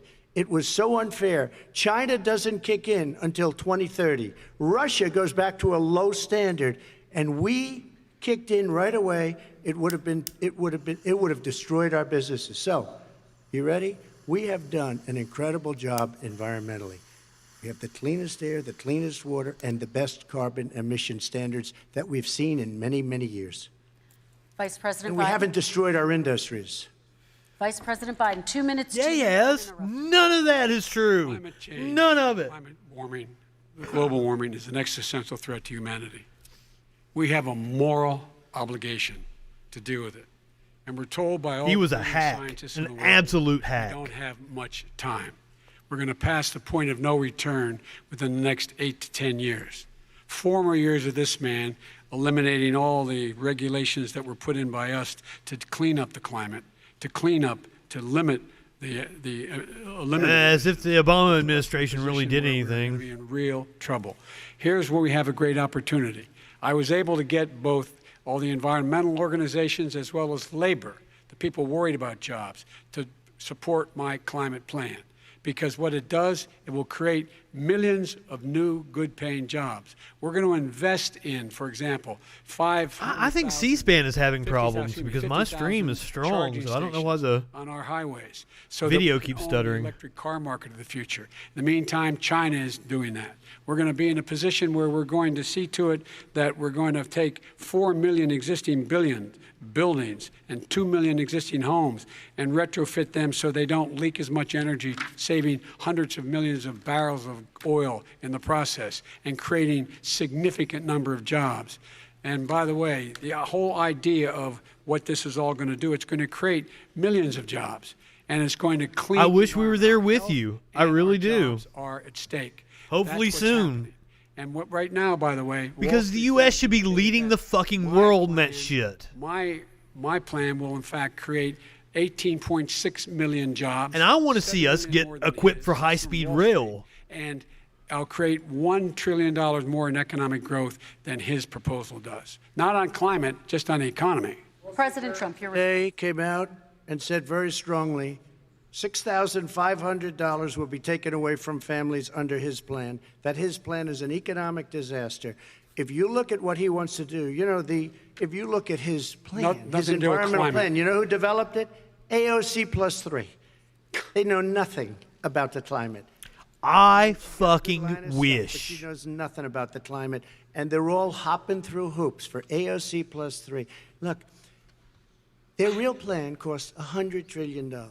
If we had the best year in the history of our country for 100 years, we would not even come close to a number like that.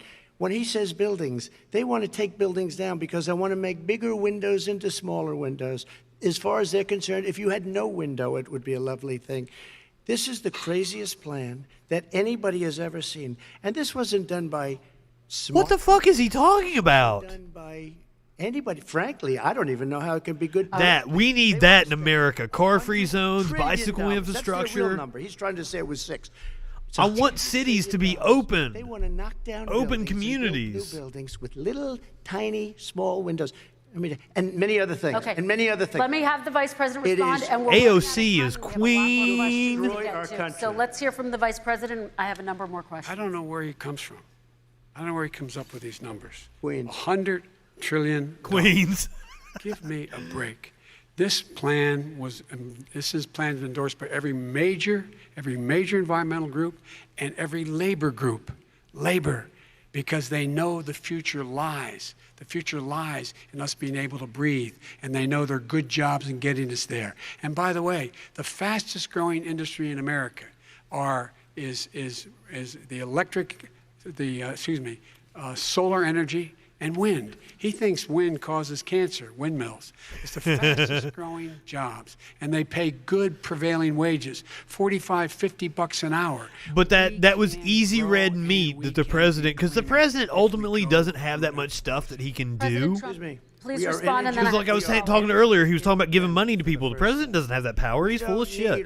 Congress is the one that gives money to people. War over because we needed their energy. We are energy independent. I know more about wind than you do. It's extremely so pulling out of a foreign treaty is the only real power that a president has. That was easy red meat. And the for the dumb, because the same people that love guns hate the EPA for some reason. Make these massive windmills is more than anything that we're talking about with natural gas, which is very clean. One other thing. Find me a scientist that said that. I love solar, but solar doesn't quite have it yet. It's not powerful yet to really run our big, beautiful factories that we need to compete with the world. So false. It's all a pipe dream. But you know what we'll do? We're going to have the greatest economy in the world, but if you want to kill the economy, get rid of your oil industry. You want and the windmills, like birds do go into the windmills and get. Never said. And it is a problem, like for repair and stuff, and for the bird population. Show the tape. Put it on your website. I'll put it on. Put it on the website. The fact of the matter is, he's flat lying. Would you rule out banning fracking? I do rule out banning fracking because the answer we need other industries to transition to get to ultimately a complete zero emissions by 2025. What I will do with fracking over time is make sure that we can capture the emissions from the fracking, capture the emissions from gas. We can do that, and we can do that by investing money in doing it. But it's a transition to that. I have one more question in this pod, and then we have. He was against fracking. He said it. I will show that to you tomorrow. I am against fracking. Until he got the nomination, went to Pennsylvania, then he said, but you know what, Pennsylvania? He'll be against it very soon because his party is totally against it. Fracking on federal land, I said. No fracking. Fracking is bad. Let me ask this final question in this section, and then I want to move on to our final section. President Trump, people of color are much more likely to live wish I had in some oil tacos. refineries and chemical plants. In Texas, there are families who worry the plants near them are making them sick. Your administration has rolled back regulations on these kinds of facilities. Just Why like should these Lincoln. families give you another 4 years in office? The families that we're talking about are employed heavily, and they are making a lot of money, more money than they've ever made. If you look at the kind of numbers that we produce for Hispanic, for Black, for Asian, it's 9 times greater, the percentage gain, than it was under, in 3 years, than it was under 8 years of the 2 of them, to put it nicely. Both of these old men are getting tired, aren't they? Somebody lives, I have They not. both need their blankets and to be put to bed. But they're making a tremendous amount of money economically. We saved it, and I saved it again a number of months ago when oil was crashing because of the pandemic. Okay. We saved it. We got, say what you want about relationship, we got Saudi Arabia, Mexico, and Russia to cut back, way back. We saved our oil industry, and now it's very vibrant again. All right. And everybody has very inexpensive gasoline. Remember Vice President Biden, your response, and then we're going to have a final question for both of you. People have inexpensive gas because demand has been going down because of the pandemic. They live near chemical plants that, in fact, pollute. Chemical plants and oil plants and refineries that pollute. I used to live near that when I was growing up in Claymont, Delaware. And all the more oil refineries in Marcus Hook and the Delaware River than there is any place, including in Houston at the time. When my mom get in the car and when there was first frost to drive me to school, turn in the windshield wiper, there'd be oil slick in the window. That's why so many people in my state were dying and getting cancer. The fact is, those frontline communities, it doesn't matter. Absolutely. I know exactly what he's talking about because I'm from Cancer Alley. What do you do? And you impose restrictions From on the coal mines all the way up into Pennsylvania. those fence line communities. Okay, I have one final Would he question. close It down falls- the oil? Well, that too. Would you close down the falls- oil By the way, I industry? would transition from the oil industry, yes.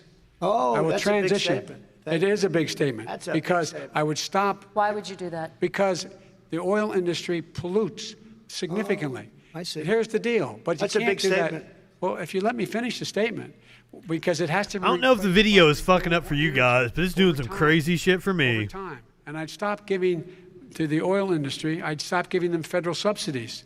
He won't give federal subsidies to the gas. Excuse me. Now, I have the phone number for C-SPAN, the independent line this Why are we time, giving it pulled to up, oil ready to go. We're going to try to get Solar on. and wind. We And have that's one maybe the final biggest question. statement in terms of business. That's the biggest statement. Okay, Because we have basically one what he's final saying question, is he is Mr. going to President. destroy the oil industry. Will you remember that, Texas? Will you Okay. remember that, Pennsylvania, Oklahoma? Vice President Biden, let me give you 10 seconds to respond, and then Ohio. I have to get to the final question. Vice President Biden. He takes everything out of context, but the point is, look, we have to move toward He just pulls everything out of his ass. the first place to do that by the year 2035. I'm going to. That's why I've already got it up. 2050 totally. All right. One Is he final gonna get question China to to both do of it? you. No, we're finished. Huh, We have weird. to move on to our final question. We No, have to I'm move going on to to our final rejoin Paris question. Accord and make China abide by what they agreed to. All right, That'll this cost you is $1 about trillion. leadership, gentlemen.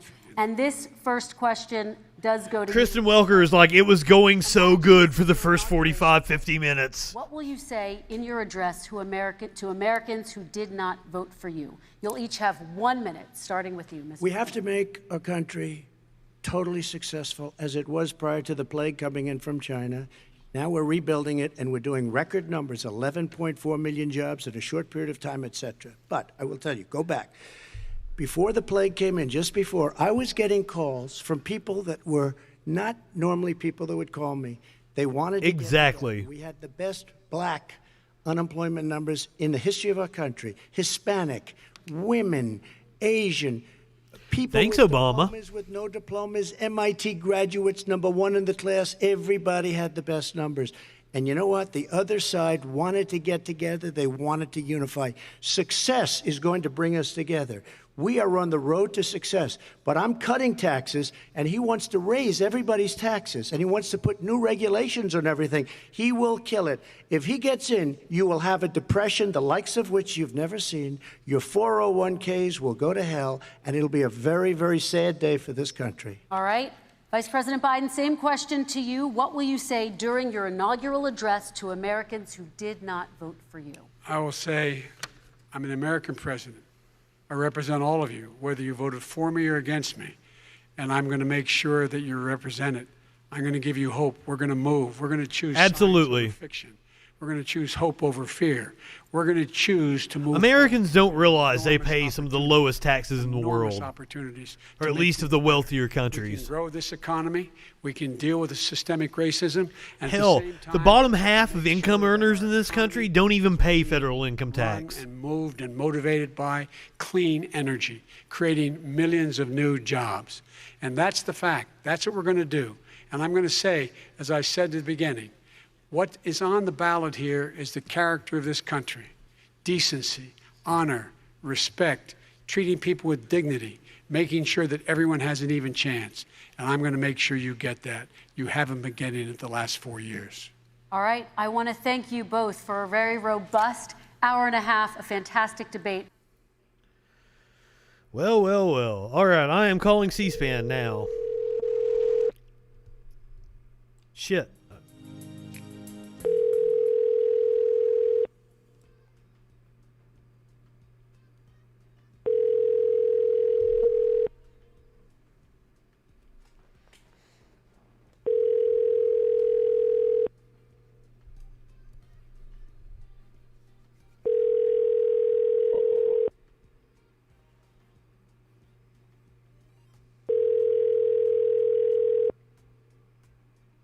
Maybe they aren't answering calls yet.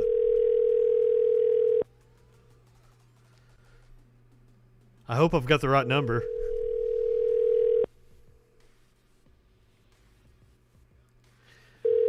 I think Biden came out strong.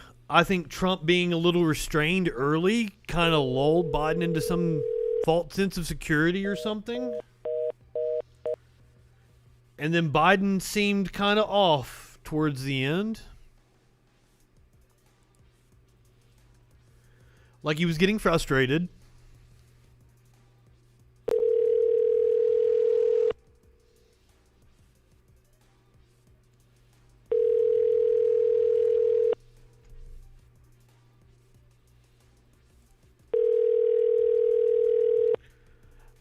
I don't think Trump did himself any favors. It wasn't a disaster like it was last time.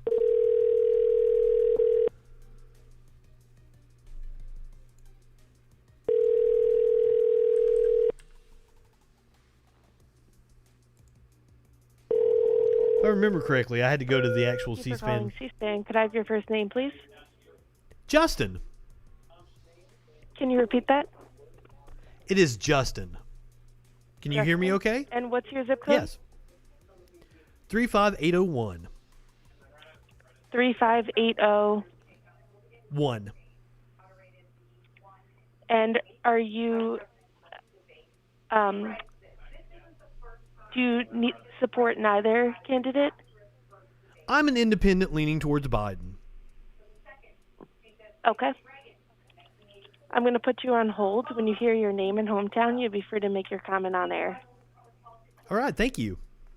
Thank you. The former vice president looked at his watch toward the end of the Hey, debate. we're on hold with C-SPAN. He notes that George W. Bush, some of you may recall, did the same thing during one of his debates. He says, though, the gaffe wasn't that Bush looked at his watch. It was that he did so during a town hall debate where voters were asking him a question. And he says it looked. I thought it was funny that Biden looked at his watch with Trump. And then Chris Brennan, who covers politics for the Philly Inquirer, says it took 41 minutes to get a malarkey reference tonight. And then finally, I don't remember hearing malarkey. Writes this or sends out this tweet. that Ann Compton, back in 1988 debate, vice presidential debate, asked Bush and Dukakis who their heroes are. Point out to young Americans as figures who should inspire this country. God, now I got to figure out what I want to say to them. Fauci, top doctor at NIH, working hard doing something about research on this disease of AIDS. So Howard Mortman notes that tonight wasn't the first time that Dr. Fauci has been mentioned during a debate. And then let me just point out to our viewers that if they heard something tonight that they want to know, that one candidate said about the other candidate, and they want to know if that's true, you can go to websites like politifact.com. They have been live tweeting during the debate about what the candidate said. Let me begin with this one. Trump says Biden wants to stop fracking. That's not what Biden's position has been. They call that false. Now, I wish he wanted to stop fracking. He does want to prohibit the federal government from issuing new permits for drilling. And then there is this one from PolitiFact. Was the U.S. on the brink of war with North Korea before Trump? Donald Trump has said he thinks so, but the experts we talked to said no. And then I don't remember that. Fact check on Biden. Biden says the deficit. I remember most contentious time with North Korea being like right before the 6 months before the meeting. Goods and services shows that the U.S. trade deficit with China was smaller under Trump in 2019. And then there's this from PolitiFact. Trump says China is paying billions to farmers through tariffs. That's false. The tariffs imposed by Trump have been paid almost entirely by U.S. importers who pass much of that on to consumers through price increases. And then another one, the final one, Joe Biden says 40 countries had acted to close their borders with China before the United States, before he said 45. This is half true. Experts say Biden is wrong to say that the U.S. travel restriction was slow. And in about an hour, we're going to re-air the entire debate. So if you missed any of it and want to stay with us, in the meantime, we want to hear your voices in Tyler in Taylor, South Carolina, on our Support President Trump line. Tyler, how did your candidate do tonight? I thought he did well. You know, it was kind of a walk in the park to watch. I didn't feel like I needed to take down a bottle of wine while I was watching it. Did you feel everybody else did? The first debate, I was crying, screaming, saying, like, why Trump? Why? You know, why'd you say that? Why? Well, because he's a moron. You know, it was very uncivil for both candidates. And I was really offended by President Biden, or I'm sorry, former Vice President Biden's comments about President Trump calling him a clown. And you can call him Vice President. Under the sun. So tonight, you think he did well? I would get through when I've been drinking. How do you think Vice President Biden did? Oh, well, I don't think he did as well, honestly. I mean, I think a lot of his comments will be proven to be false. I believe that I agree with President Trump that he had 47 years and, of course, 8 years as vice president during that time to get these things done, and he didn't do it. Why should we believe him now? You know? How do you think Kristen Welker did? I thought she did an amazing job. Oh, my gosh, I was so impressed. I mean, she let them talk. Of course, I thought Susan Page did a great job during the vice presidential debate, but I thought she did an amazing job as the moderator tonight. And final question, Tyler, how's Lindsey Graham going to do in South Carolina, do you think? He's going to lose. I am praying for a victory for President Trump and for Senator Graham. We're fighting hard, but right now Jamie Harrison has been putting out ads for this. I'm going to tell him I'm going to give $5 to Harrison in Tyler's name. And I've seen quite a few people in my city, at least, who have been putting up posts about Bill Bledsoe saying, well, here's a conservative to vote for if you don't like Lindsey. Well, I can tell you right now, love it. Great ad. Like Lindsey, but we like him a whole lot more than we like Jamie Harrison in terms of policy and in terms of what he's done. Thank you for calling in. Let's hear from Benita in Westchester, Pennsylvania, on our Support Vice President Biden line. Hi, Benita. I guess I'll be next, guys. Hello. How'd it go for you tonight? I'm actually very impressed with how Biden spoke about race in the country. I'm an African American, and I believe when it comes to being a president, it's good to admit the mistakes of the past. Like him and Kamala Harris have done some very not great things for the black community, and it's good to say, okay, we've made this mistake, and this is how we can move forward as a country. And you appreciated his remarks about the 1994 crime bill? Yes. I like that if you know that you've done this in the past, you know who it affects, then you can move forward and work with these people to make things better for everyone. You won't find that with the president currently. Like, you will never hear him admit something was wrong and this is how we're going to fix it. It's always blaming someone else and pushing it on to someone else. Benita, what's the enthusiasm level in Westchester, and that's close to Philadelphia, correct? Yes, it is. What's the enthusiasm level, especially compared to 4 years ago? It's there's a lot of rallying for both sides. Every weekend there's always some motorcade going down the street, blaring horns for either Trump or Biden. So people are really getting excited and really getting out there to push. Get ready, guys. Thank you for calling in. Appreciate your time this evening. Craig is on our undecided line from Roseville, California. So, Craig, you're part of that Craig. group of voters that has not made up his or her mind. As you can see, that's a live picture of the president's motorcade leaving there. Craig, are you leaning either way? I'm leaning a little bit more towards Trump. Biden just does not have a lot of the U.S. People's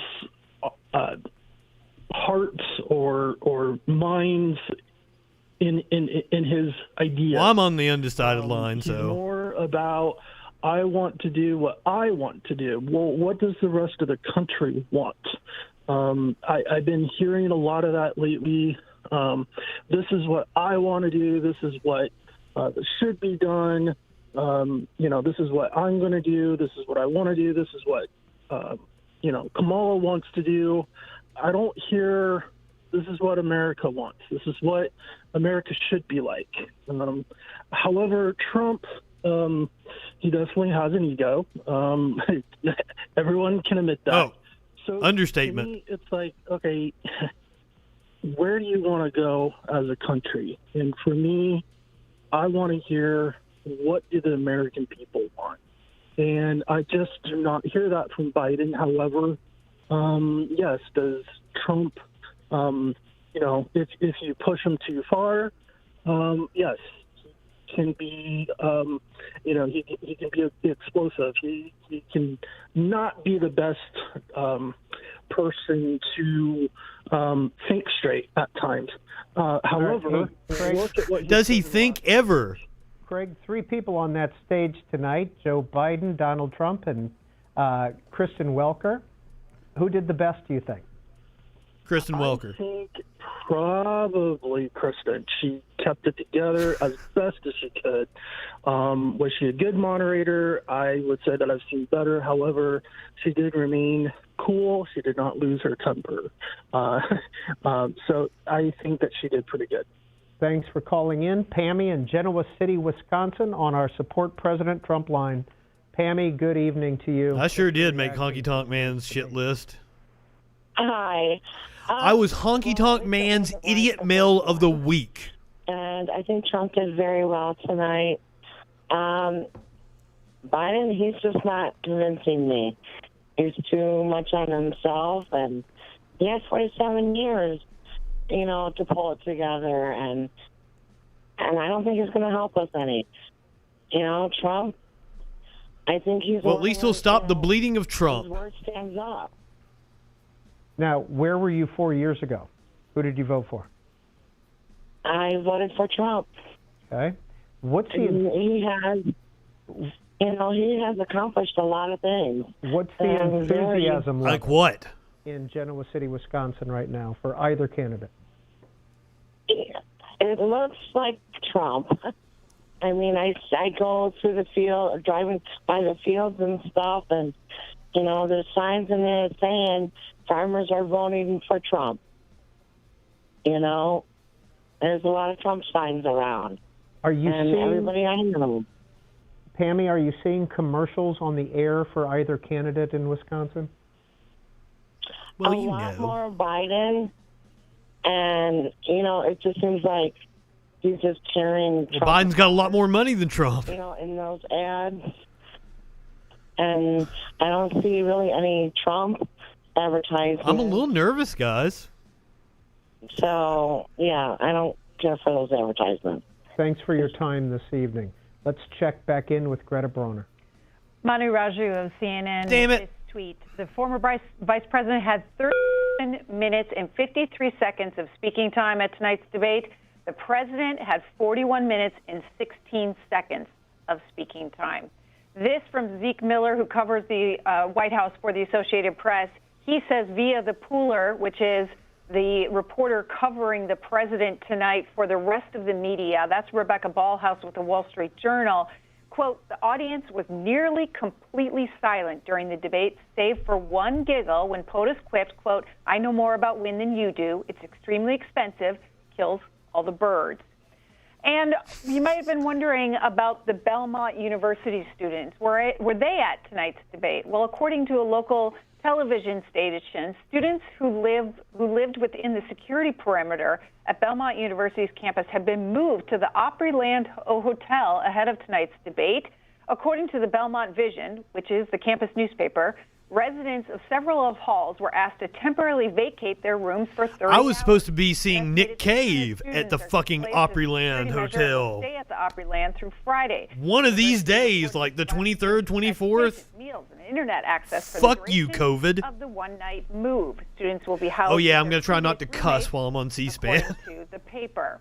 And then take a look at this picture from the Tennessean newspaper. Hundreds of Belmont University students were watching tonight's debate. Belmont University held a debate watch party for them at the Nashville Musical City Center. And also from Shelley Mays. I've come a long way, haven't I, Creed? University students playing beer pong across the street from where the 2020 president. God, that was 30 years ago, dude. Inside the hall, Ivanka Trump 25, I'm sorry. Of her and her siblings wearing masks ahead of the debate. And then some of you may have known that the president held a fundraiser before tonight's debate.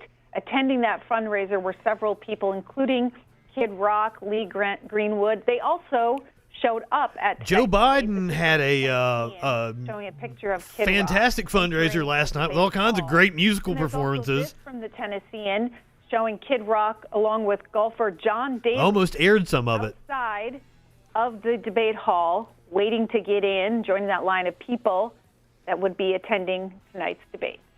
And Justin's calling in from Huntsville, Alabama on our support Vice President Biden line.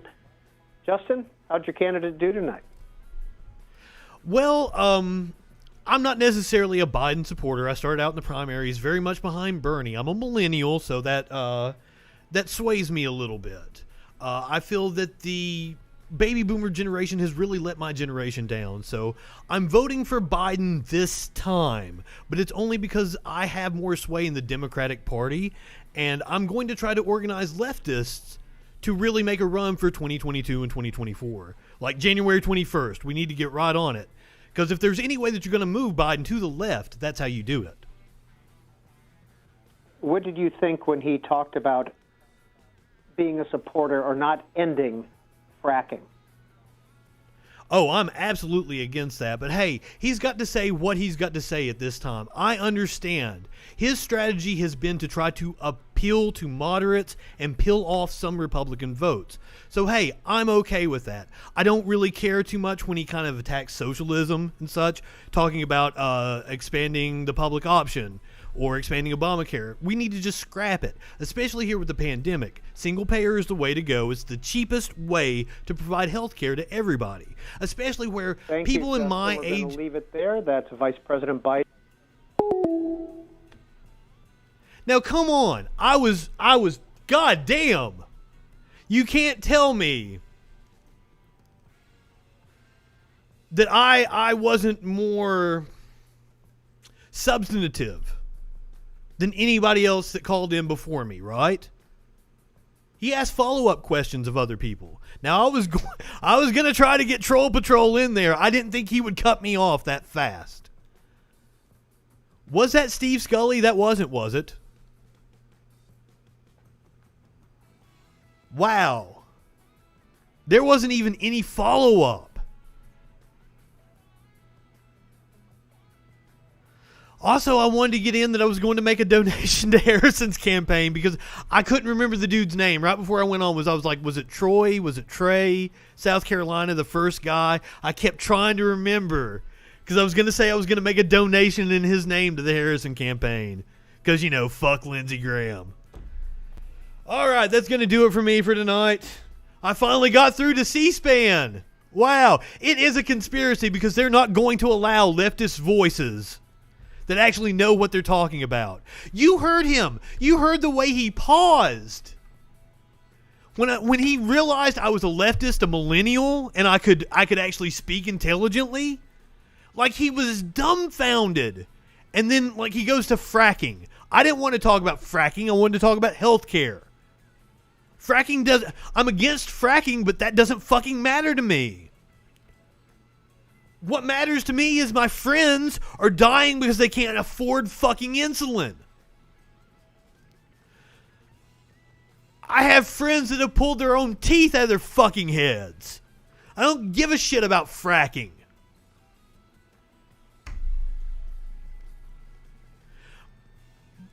But that's the way leftists get treated. You saw it.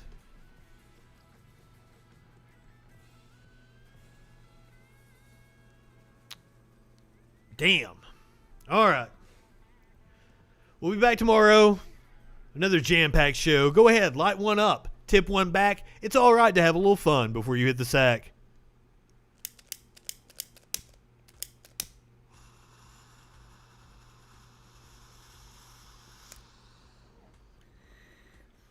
We'll see you tomorrow night on the Troll Patrol. Live.